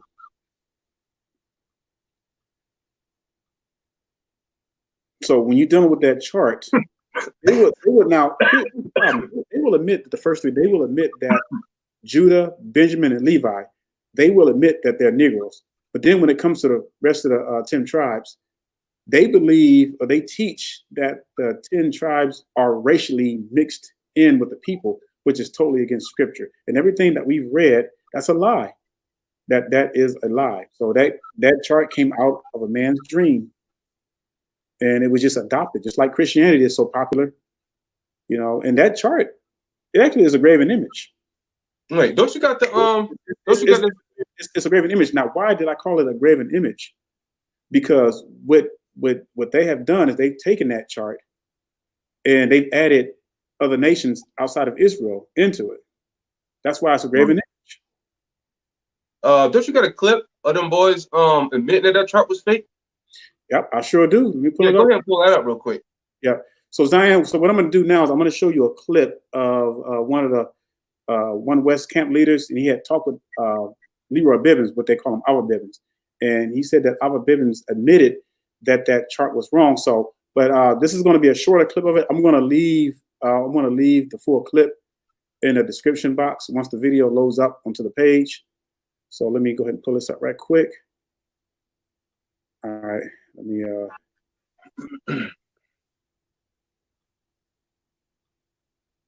alrighty. So this is about 3 minutes long. Just go ahead and check this out, and then we'll come right back. You see that pork chop preacher just taking the money. Y'all got to understand, you know, there's no pie in the sky in the sweet by and by. Oh, that boy talking, ain't he? You know. And then when Abba Bibbins get up with that impressive voice and that stately manner and that white beard. And he also used to wear a turban. And he wore a white turban, you know. And when he starts speaking, you know, our people were and always were in those days intent on bowing to the gray hair. You know, it was like, that's it.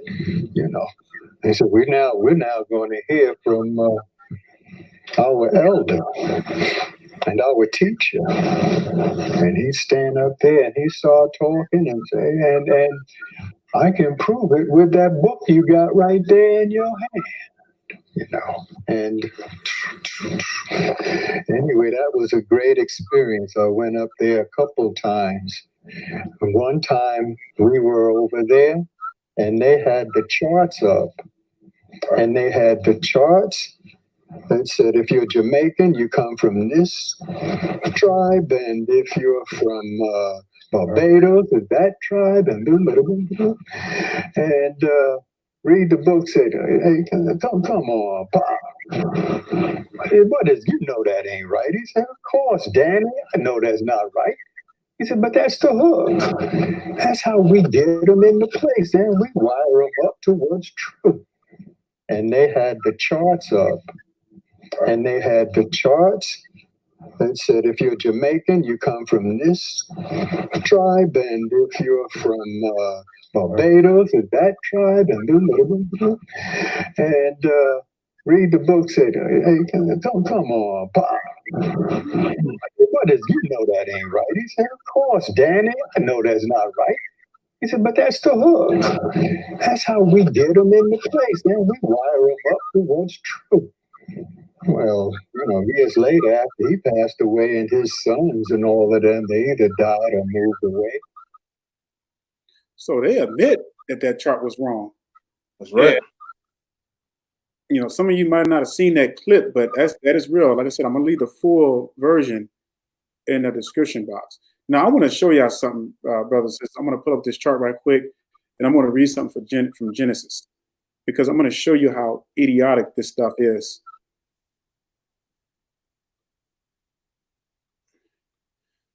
So, let me wait till this chart. Can you see the chart on yours when you're in? Yeah, huh. Right. So this is the chart that these camps, the ones who are pushing this stuff, are going by. So they say Judah is the American blacks. They say Benjamin is West Indies blacks, and Levi are the Haitians. And by the way, no one knows what tribes they are. So this is why this is even false right here, because no one knows what tribes they are. Nobody asked our forefathers what tribe they were when they got on them slave ships. They just threw them all up like sardines and shipped them off. And then not only that, but they were having a problem with that back in the day when they were trying to find out which one of them guys was Levitical priests, because they didn't have any paperwork to prove which tribe they were from. They were having problems with that way back in the day, which is why Paul says, you know, don't be concerned with genealogies, with Jews' genealogies. I mean, like, because, man, I mean, like, we never thought that it would come a day that all of a sudden we'll just have to look up and then we will have this kind of stuff going on. You know what I'm saying? It's obvious, you know what I'm saying, to know who your brother is. You know what I mean? It's a person that looks like you. Yeah. And check this out, brother. So they got, it was so funny. They will admit that the first three are Negroes. Literally, they will tell you that they are Negroes. But then all the way from Ephraim all the way to Naphtali, they looking like Caucasians. They looking like what I'm about to show you right now. I mean, it's crazy. And then we're gonna go to Genesis. I'm gonna show you. I'm gonna show y'all something. So they got everybody else looking like this. These are supposed to be the Hispanics, Native Americans, and Mexicans. Now go to Genesis. Go to Genesis chapter 30. All right. These are the sons of Jacob. I mean, it's just, man. Oh my goodness. Yeah. Let's go ahead and pull that Leah and Rachel and all of them. Yep. Yeah, pull that chart back out too, so we can see the exact nations that they have for because we're gonna show how, you know what I'm saying, this is absolutely man, they should have thought it, you know what I'm saying, if they was gonna lie about a chart, man, they should have thought of this lie a little bit better. Mm-hmm. Yeah. All right, because we know Leah had the bulk of the kids. Right? So look at this, and this to show you that Issachar and Judah are brothers. Go to Genesis chapter 29, and let's start with verse 34. And you all can go back and just read that, you know, read the rest of it later.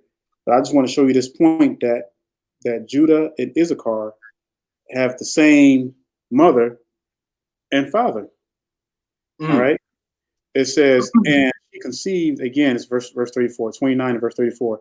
And she conceived again and bare a son and said, now this time will my husband be joined unto me, because I have borne him 3 sons. Therefore was a name called Levi. And she conceived again and bare a son. And she said, now will I praise the Lord. Therefore she called his name Judah, which is the 4th son. All right, Judah. Now go to Genesis chapter 30, and let's look at verse 18. Genesis chapter 30 and verse 18. And it says, and Leah said, God hath given me my hire, because I have given my maidens to my husband. And she called his name Issachar. Okay. And Leah conceived again and bare Jacob the 6th son. So it goes on. So it tells you right there. So if you have you a Hebrew and you have 3 black concubines or wives, whatever, and you have children, wouldn't they look alike, brother? All day. So how in the hell did you come to the point where you got some damn Mexican as Issachar? That doesn't, you know, it does not compute. It cannot.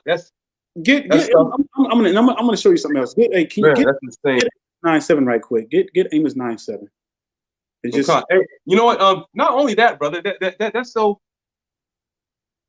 It's like, okay, and those, please, nobody on the comment board get simple, because look, when God decided to make Jacob and Esau, he said it was a miracle, and there was going to be 2 different nations in the womb. What we're dealing with now is not the same thing. This is just regular childbirth afterwards. Regular, this is regular stuff. This is no miracles. When you're up in age, you're not supposed to be having no babies, and the Lord decides to make 2 nations. This is not the same thing. This is regular childbirth. Just like how, when me and my wife, we had a child, and guess what? They look like us. They look like, real Hebrews. I'm pretty sure any of you other sisters and brothers out there, when y'all had kids, even if by chance you had an albino, which is one every 10,000 births, which is a possibility for you to have an albino, right? Even if that were the case, those albinos, they still coming out and they looking just like you. They got nappy hair, their skin just look weird, But as soon as they, have another wife or son or whatever, and they breed that out, and guess what? They turn right back dark again. It doesn't make any sense how you can. Where in the history of the Bible does it show that we've actually had thousands of years of time to make up a whole nother nationality? Mm-hmm. I mean, like, where is that in the scriptures? There is no precept for that. Yeah, and we understand that there's different shades of black. So look at this picture I got right here. You can see the different shades. You can see the different shades, and these are our brothers and sisters who are all over. When you see the 2 women together, those are Afro-Mexicans, and the brother with the hat, all these from different countries, but they all Negroes. And that's not hard to understand. So, like I said, we've been programmed to believe that we're the only race of people that do that. And we fit every curse. Everybody else, And so I could tell you what they won't look like, though. They definitely won't look like this right here when I'm about to pull up. And these for sure are not Negroes. You can look at them. And you go up to a Mexican. What's funny? I seen a video of a camp brother trying to convince so hard that a Mexican was an Israelite, and that Mexican told him, he says, we know who the Israelites are. We know that the Israelites are black, and we're not Israelites. Now, this is the Mexican telling a camp brother this, but this camp brother is trying to convince this Mexican so hard that he was an Israelite. I bet you, Israel, I want, if y'all can do me a favor, right?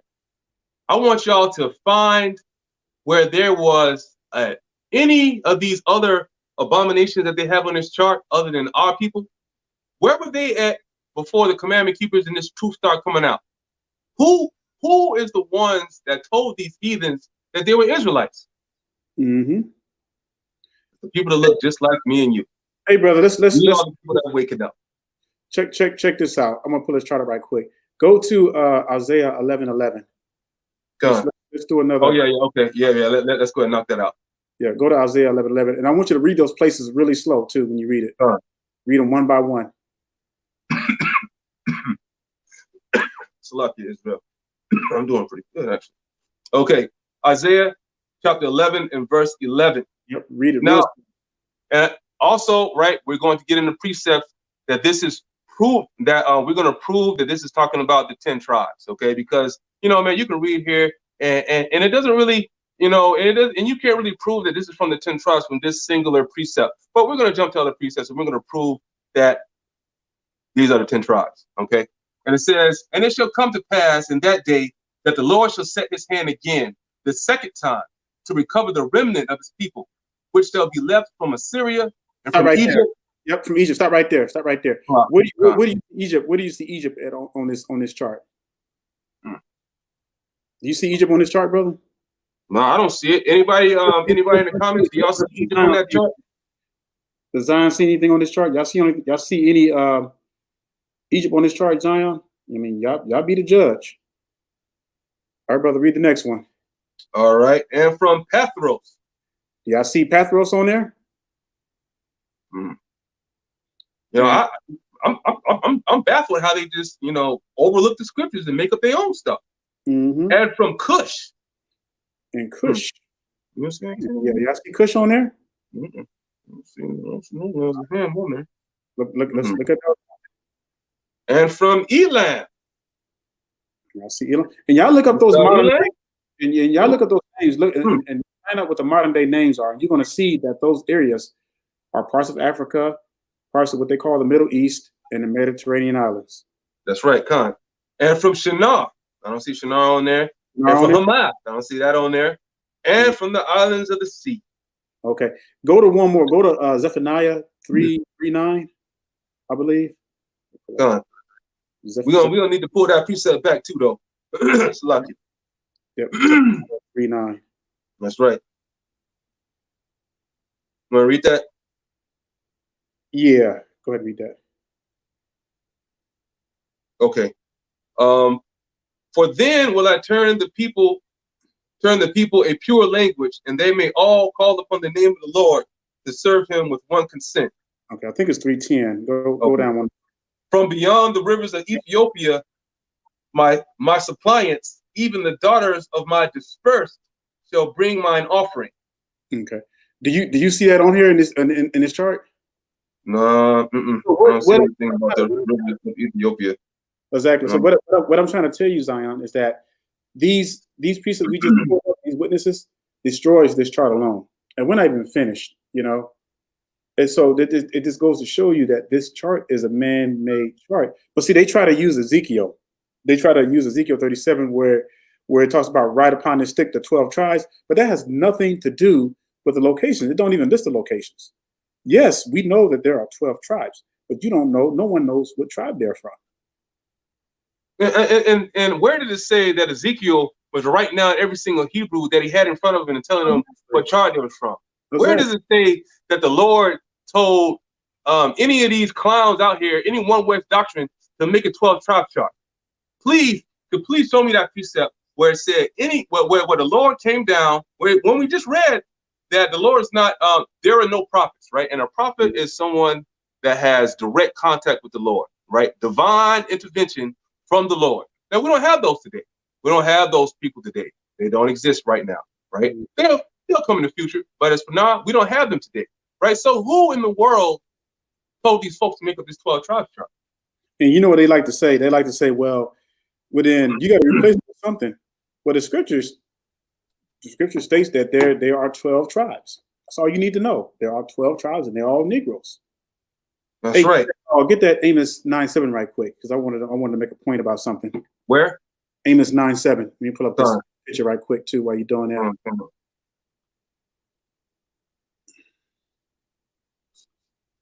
All right. Oh yeah. I'll also get the wax spell too. And it says, "Are ye not as children of the Ethiopians unto me? O children of Israel, saith the Lord, have I not brought up Israel out of the land of Egypt, and Philistines from Caphtor, and the Syrians from Kir?" Okay. So why did he say, "Are you not like unto the children of the Ethiopians unto me"? He wasn't talking about characteristics. He wasn't talking about in a spiritual sense. He was talking about literal. Because if you go to Ethiopia right now, you got people that look over there that look just like us. Yeah. You can't even tell that they're Ethiopians because they have the same features as we do. You know, they have the different shades of black, the woolly hair. So that's what it means. So you mean to tell me that these Hispanics, these Native Americans, Hispanics, and Mexicans are likened unto the Ethiopians? And you Absolutely not, brother. You would call all these folks Negroes. They'll curse you out. And see, this is why the scripture says that let the let the wheat and the grow together. What is it? Let the wheats and the tares grow together. Yes, that's right. Let the wheats and the tares grow together. You know, the Lord's not, because, you know, sometimes you really can't tell. You really can't tell if they're Israelite or not. So, you know, at the end of the day, what is it really certain? You know, it's not really doing anyone harm for them to keep the commandments, even they're among you. You might not know they're among your people, but the Lord knows. And as long as you're keeping the commandments, you know, and you're in ignorance and you're not sure whether or not that person's whether or not they're Hebrew or not, you You know, the scripture said, let the wheat and the tare grow together. Okay. Let's go. While we're on this 10 tribes, let's go ahead and oh, hold up. Amos 9 and what? No, you Oh, read yeah, that. 7, you already read it. Yeah, let's tackle that. Let's tackle that thing in Esdras. Okay. Go ahead.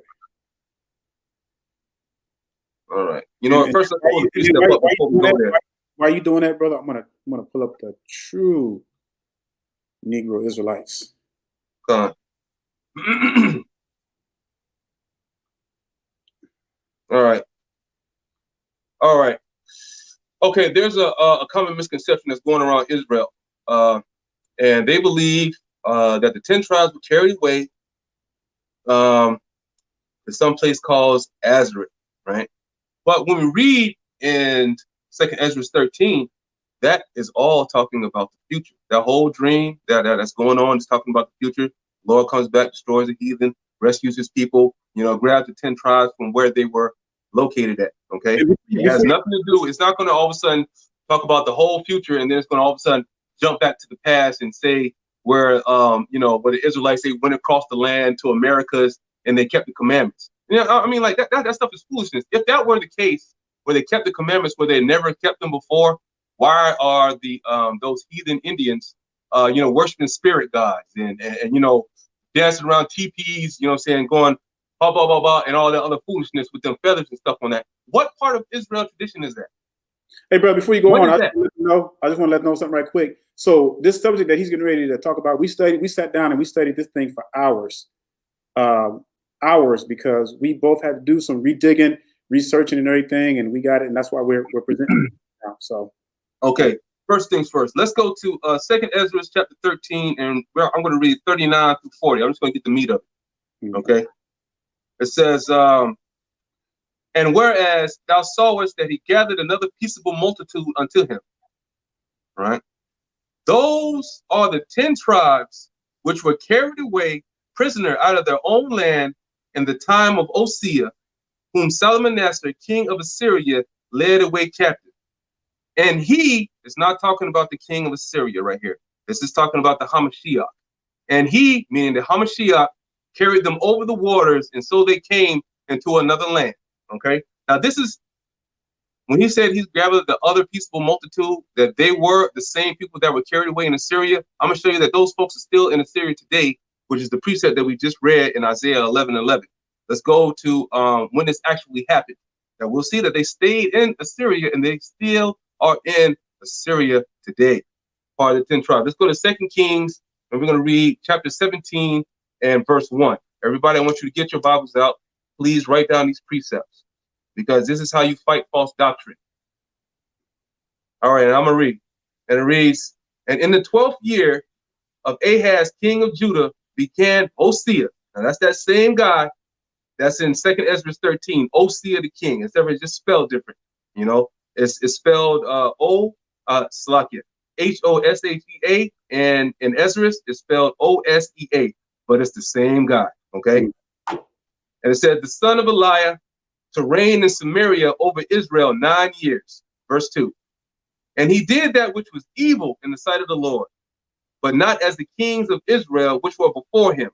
Verse 3. Against him came up Salmanassar, king of Assyria, and Hosea became his servant and gave him presents. Now, let's skip down to 22, and we're going to read 23. It says, for the children of Israel walked in all the sins of Jeroboam, which he did. They departed not from them, until the Lord removed Israel out of the sight, as he said by all his servants of prophets. So Israel carried away out of their own land to Assyria unto this day.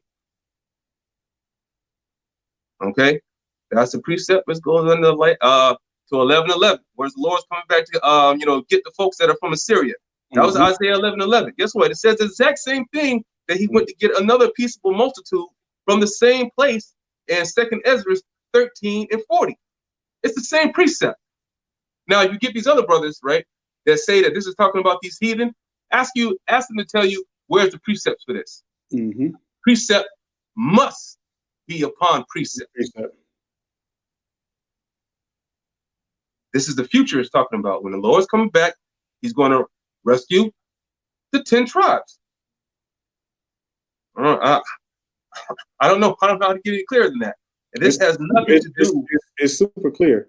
And again, we can't stress this enough, brothers and sisters. Please make sure you write down these scriptures, because this is what we do on a daily.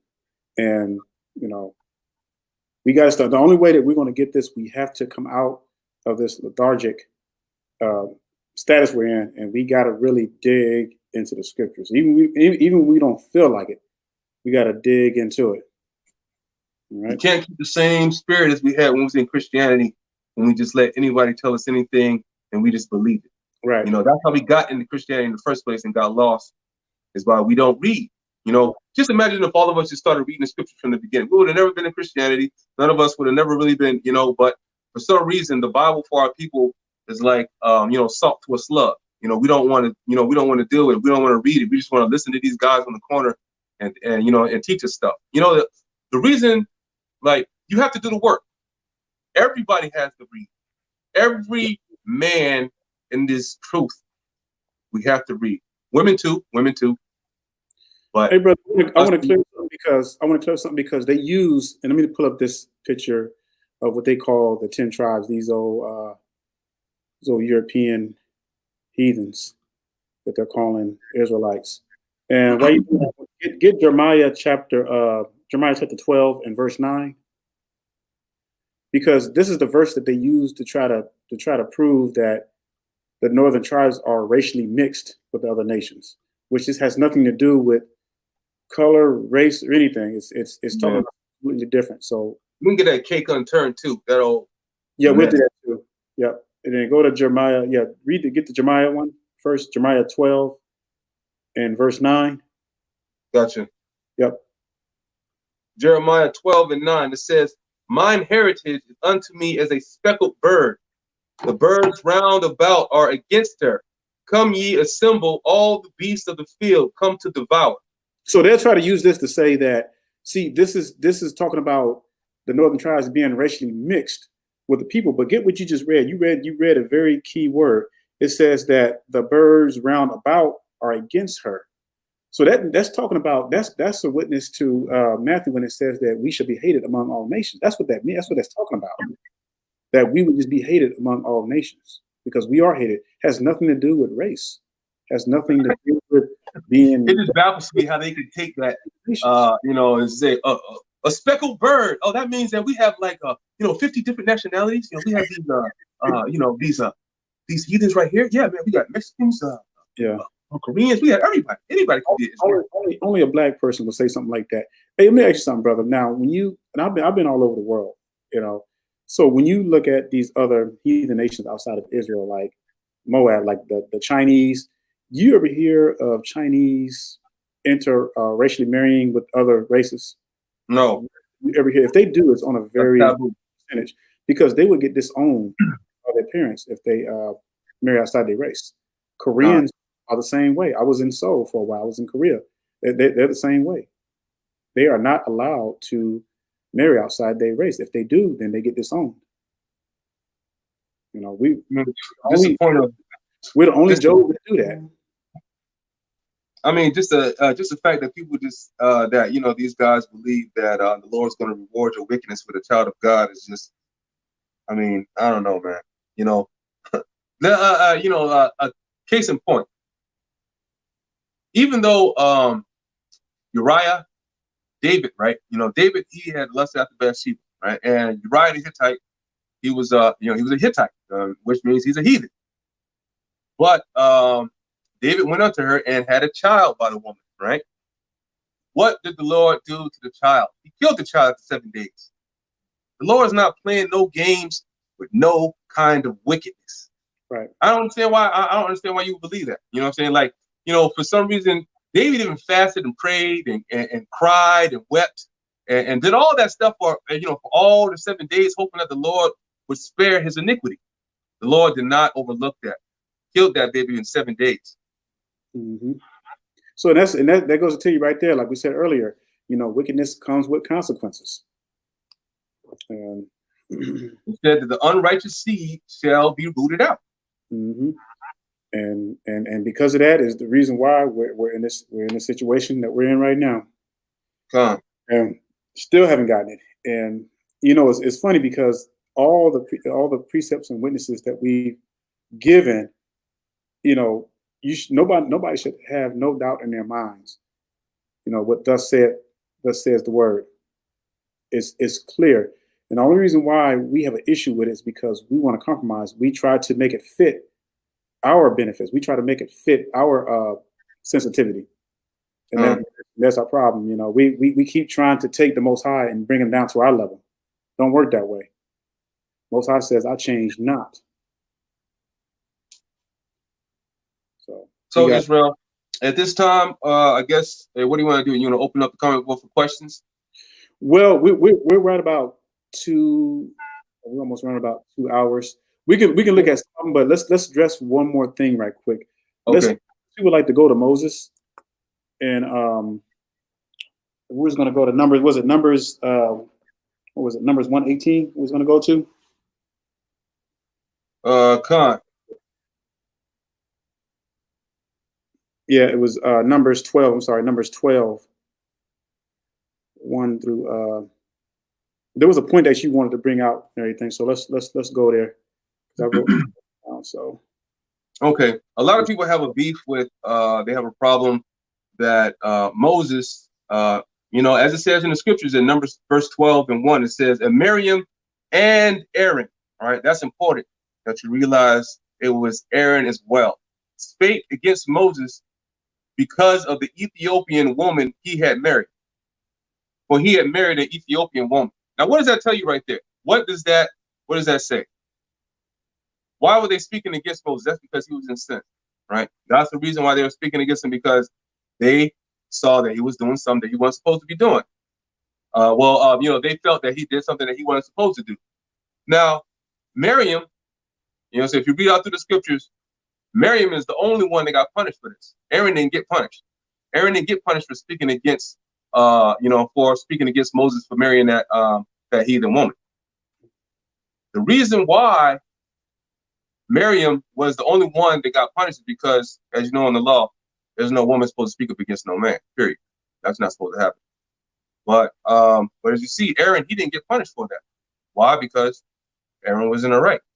There's certain things that the Lord decided not to even expound on it in the scriptures or anything. He was like, who are you to say anything about Moses? And that's what we have to take. Sometimes, Israel, that the answers aren't 1,000% clear in the scriptures. Sometimes it's just not. And I'm sorry about that. No one knows it all. But guess what? The Lord gives us enough to know not to mess up, as we know the law. The law is always here. And the law tells us not to do that. And that's just what it is. Yeah. So bottom line, Israel, we gotta make sure that we're clear, that the Most High ordained that the Most High is clear. His law stands sure. So one thing, Moses, they were in captivity. Moses fled because he had killed the Egyptian. So he fled for his life. So, you can't use Moses as an ultimatum to use that as an excuse to marry heathens. And that's what some of our brothers and sisters do. And knowing good and well, that's not, that's not the case. And so we got to come out of that, scriptures, right. Scriptures. So Israel, bottom line, do y'all understand? Israel, do y'all understand that through the precepts that we brought out, that it's plain and evident that if you were to have a child from a heathen that is not considered an Israelite, that the Lord would do away with it? Can I get a con on the comment board if you agree?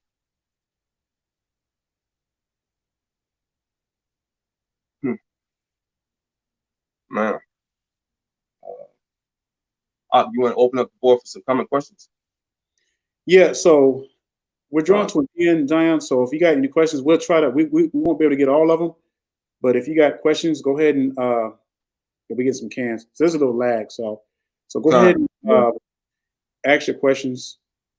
If you have anything that we discussed. And we'll just wait here because there's a lag.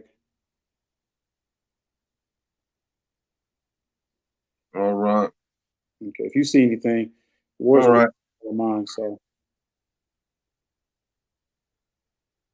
Okay, pertaining to the subject matter at hand, Israel, we would like you to ask. We'll pick out probably at least 2 good questions from the comment board. So please put on your thinking caps and ask a good question that you wanted to ask, depending on the topic that we're talking about today.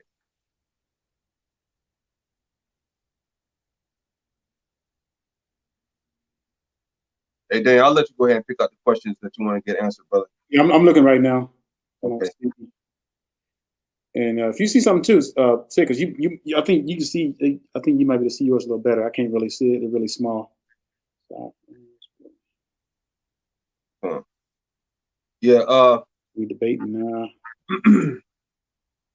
Questions that pertain to the lesson. Yep.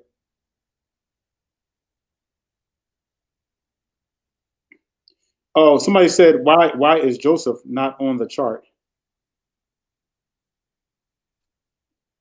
I think that's the question. Why is Joseph not on the 12 tribes chart? I mean, we don't care about the 12 tribes chart. It was split between his son Ephraim and Manasseh. Yeah, Ephraim and Manasseh.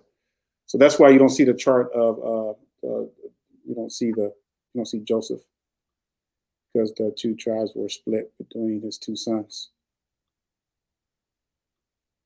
Oh, shit. So mixed people. Wait, so mixed person or a Gentile cannot be righteous. No, you're not you're not going to the kingdom.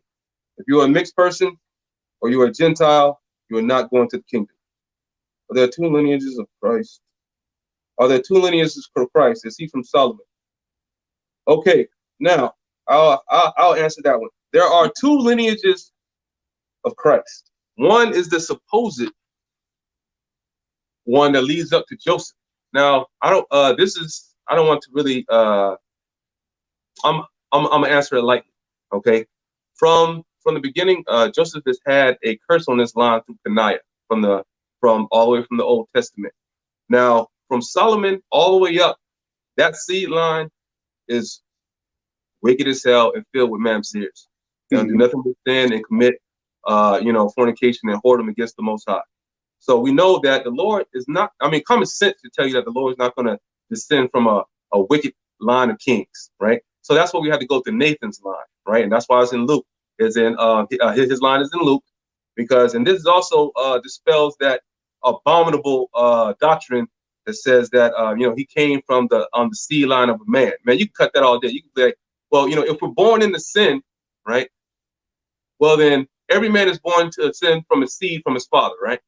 So if Joseph was already a man in sin, right, and it was really his seed that impregnated Mary, then the Lord would automatically be a sinful baby. It would be impossible for him to be, clean and not full of sin.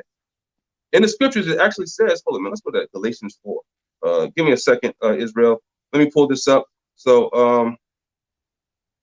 this is actually a good precept. Galatians 4. Okay. It says, but when the fullness of the time was come, God sent forth, this is Galatians 4:4. It says, but when the fullness of the time was come, God sent forth his son made of a woman under the law to redeem them that were under the law, that we might receive the adoption of sons, right? It has nothing to do with Joseph. As you see in the scriptures, when you go down the line of Joseph and Matthew, it says, as was supposed the father. It says beget, beget, beget, beget, beget, beget. But then when it gets to the Hamashiach, it came from Mary. I don't understand how we can believe in angels and all of this other stuff, and then all of a sudden you can't believe that the Spirit of the Most High has encompassed Mary and caused her to be born with a seed. Right. Well, think about the first Adam. Was he born? And this is going to have to probably be another whole study, because then we're getting into real deep. But just in a nutshell, was Adam created from sperm. You know, he was made from the dust of the ground. That's right. So that seed from the first Adam still carries on, and that's what people don't realize. You know, and that's why, you know, you have these brothers talking about Joseph is the father when you know, the Holy Spirit was incapacitated around Mary. So they can't get that because they look at the seed, and there's a verse that they use. I think it's in Ecclesiastes. I don't have it with me right now, where it says that every king on the earth is born of a seed. But with Hamashiach's case, it was different because he was there from the very beginning. So again, that's going to be that's going to have to be a whole nother subject. And I did you can, matter of fact, you can look at my playlist. I did a video on Joseph is not the father, and I covered all those points. So if you haven't seen that video, go check it out. It's called Joseph is not the daddy, father. You'll find it in my playlist under one of those. I have to go look. Matter of fact, you know what? Let me bring it up right quick. All right. Let me, so they know where to go to look. I saw something in here, man. Somebody was saying something about they were thinking that Khan, I saw in the comment board. Yeah, I mean, you know, we're gonna have all manner of servants and handmaids, you know, when that time comes. You know, whether it be, you know, so of course it could be a MAMZER, it can be anything, you know. But far as I saw how you said grafted in, there is no grafted in of any kind of unclean heathen, period. You know, that's just talking about the grafted in. You have to be part of the same branch to get grafted in back to the same tree. You can't be a orange tree and get grafted in into a banana tree. You know, so it's just not gonna. It's just not gonna work. You know, you have to be part of the same tree to get grafted back in into the same tree. Those heathens, all of them, after the 1,000-year reign of the Hamashiach, we're not gonna have to worry about any of them or any of that anyway. They're all gonna get destroyed. Yeah. You got anything else you want to say, brother? And just to add on it, about somebody was mentioning about the servants. Yeah, so just know that they're gonna. Matter of fact, let me pull up a couple of. Let me get a couple of witnesses on that. I see we got some Mexicans in here. And then we'll close it out. You know, as far as the heathens being servants.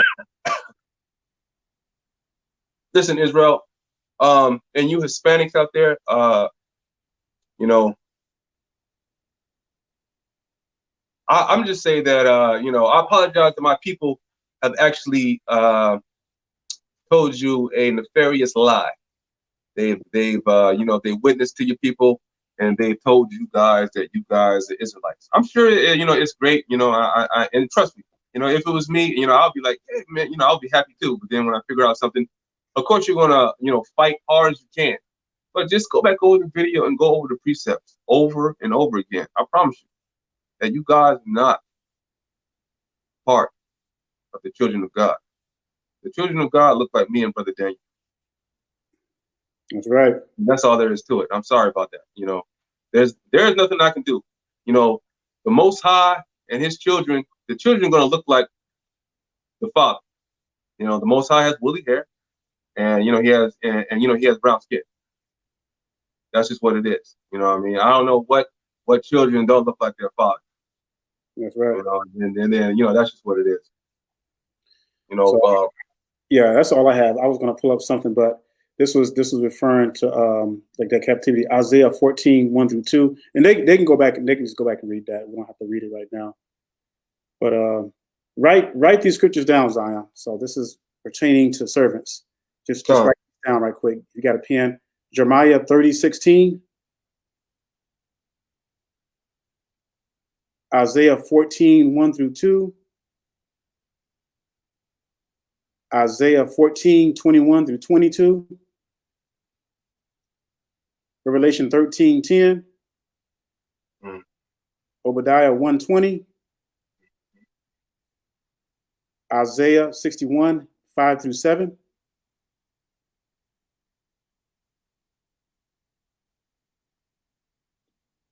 And Exodus 12:44. That's just a few. So, brother, I don't have anything. You have anything? I'm gonna close them out with that Seed of Israel video. Oh yeah, that's good, bro. Yeah, I love that music. But you have anything? You have anything you want to add? I don't have anything else I want to add. You know, we pretty much just said everything that needs to be said. If you're still in doubt about you know, validity of this thing, well, you know, proceed. Well, you go ahead and you know, send yourself straight to the bottomless pit. Yep, it's simple, Zion. No, I mean it's just let's go through all the scriptures that was presented. At the end of the day, you gotta be the law. Yep, ask the Most High for understanding. So with that being said, we're going to leave you at Revelation 14:12, and we're going to leave you with this video. And after this video is finished, then we're going to go off. We're going to go offline. But shalom, brothers and sisters, stay strong. Shabbat shalom. Shabbat shalom, Israel.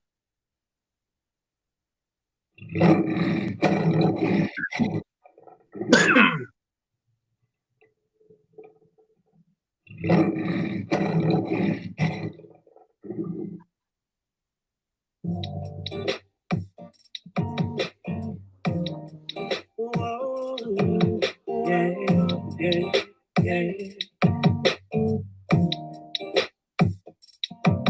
I gotta thank Yahweh for being the chosen seed of Israel.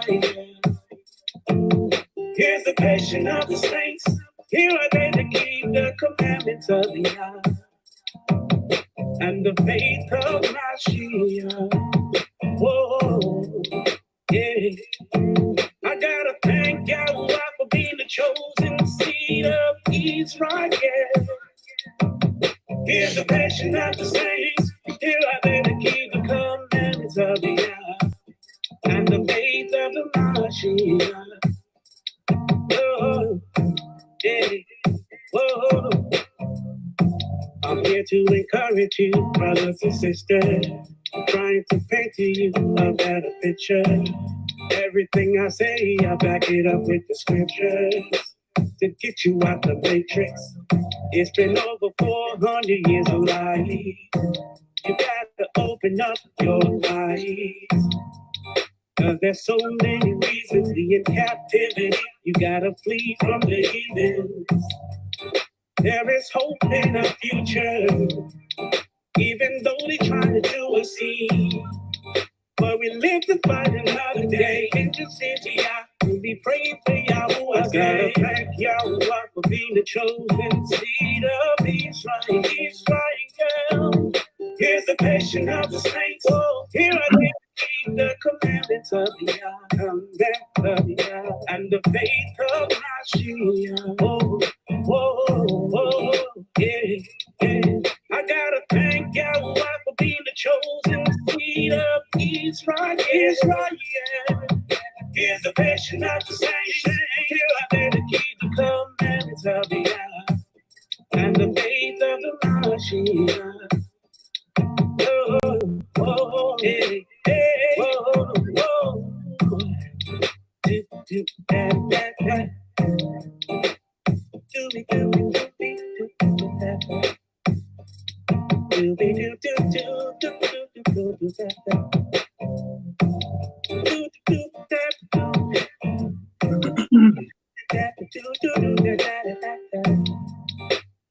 Do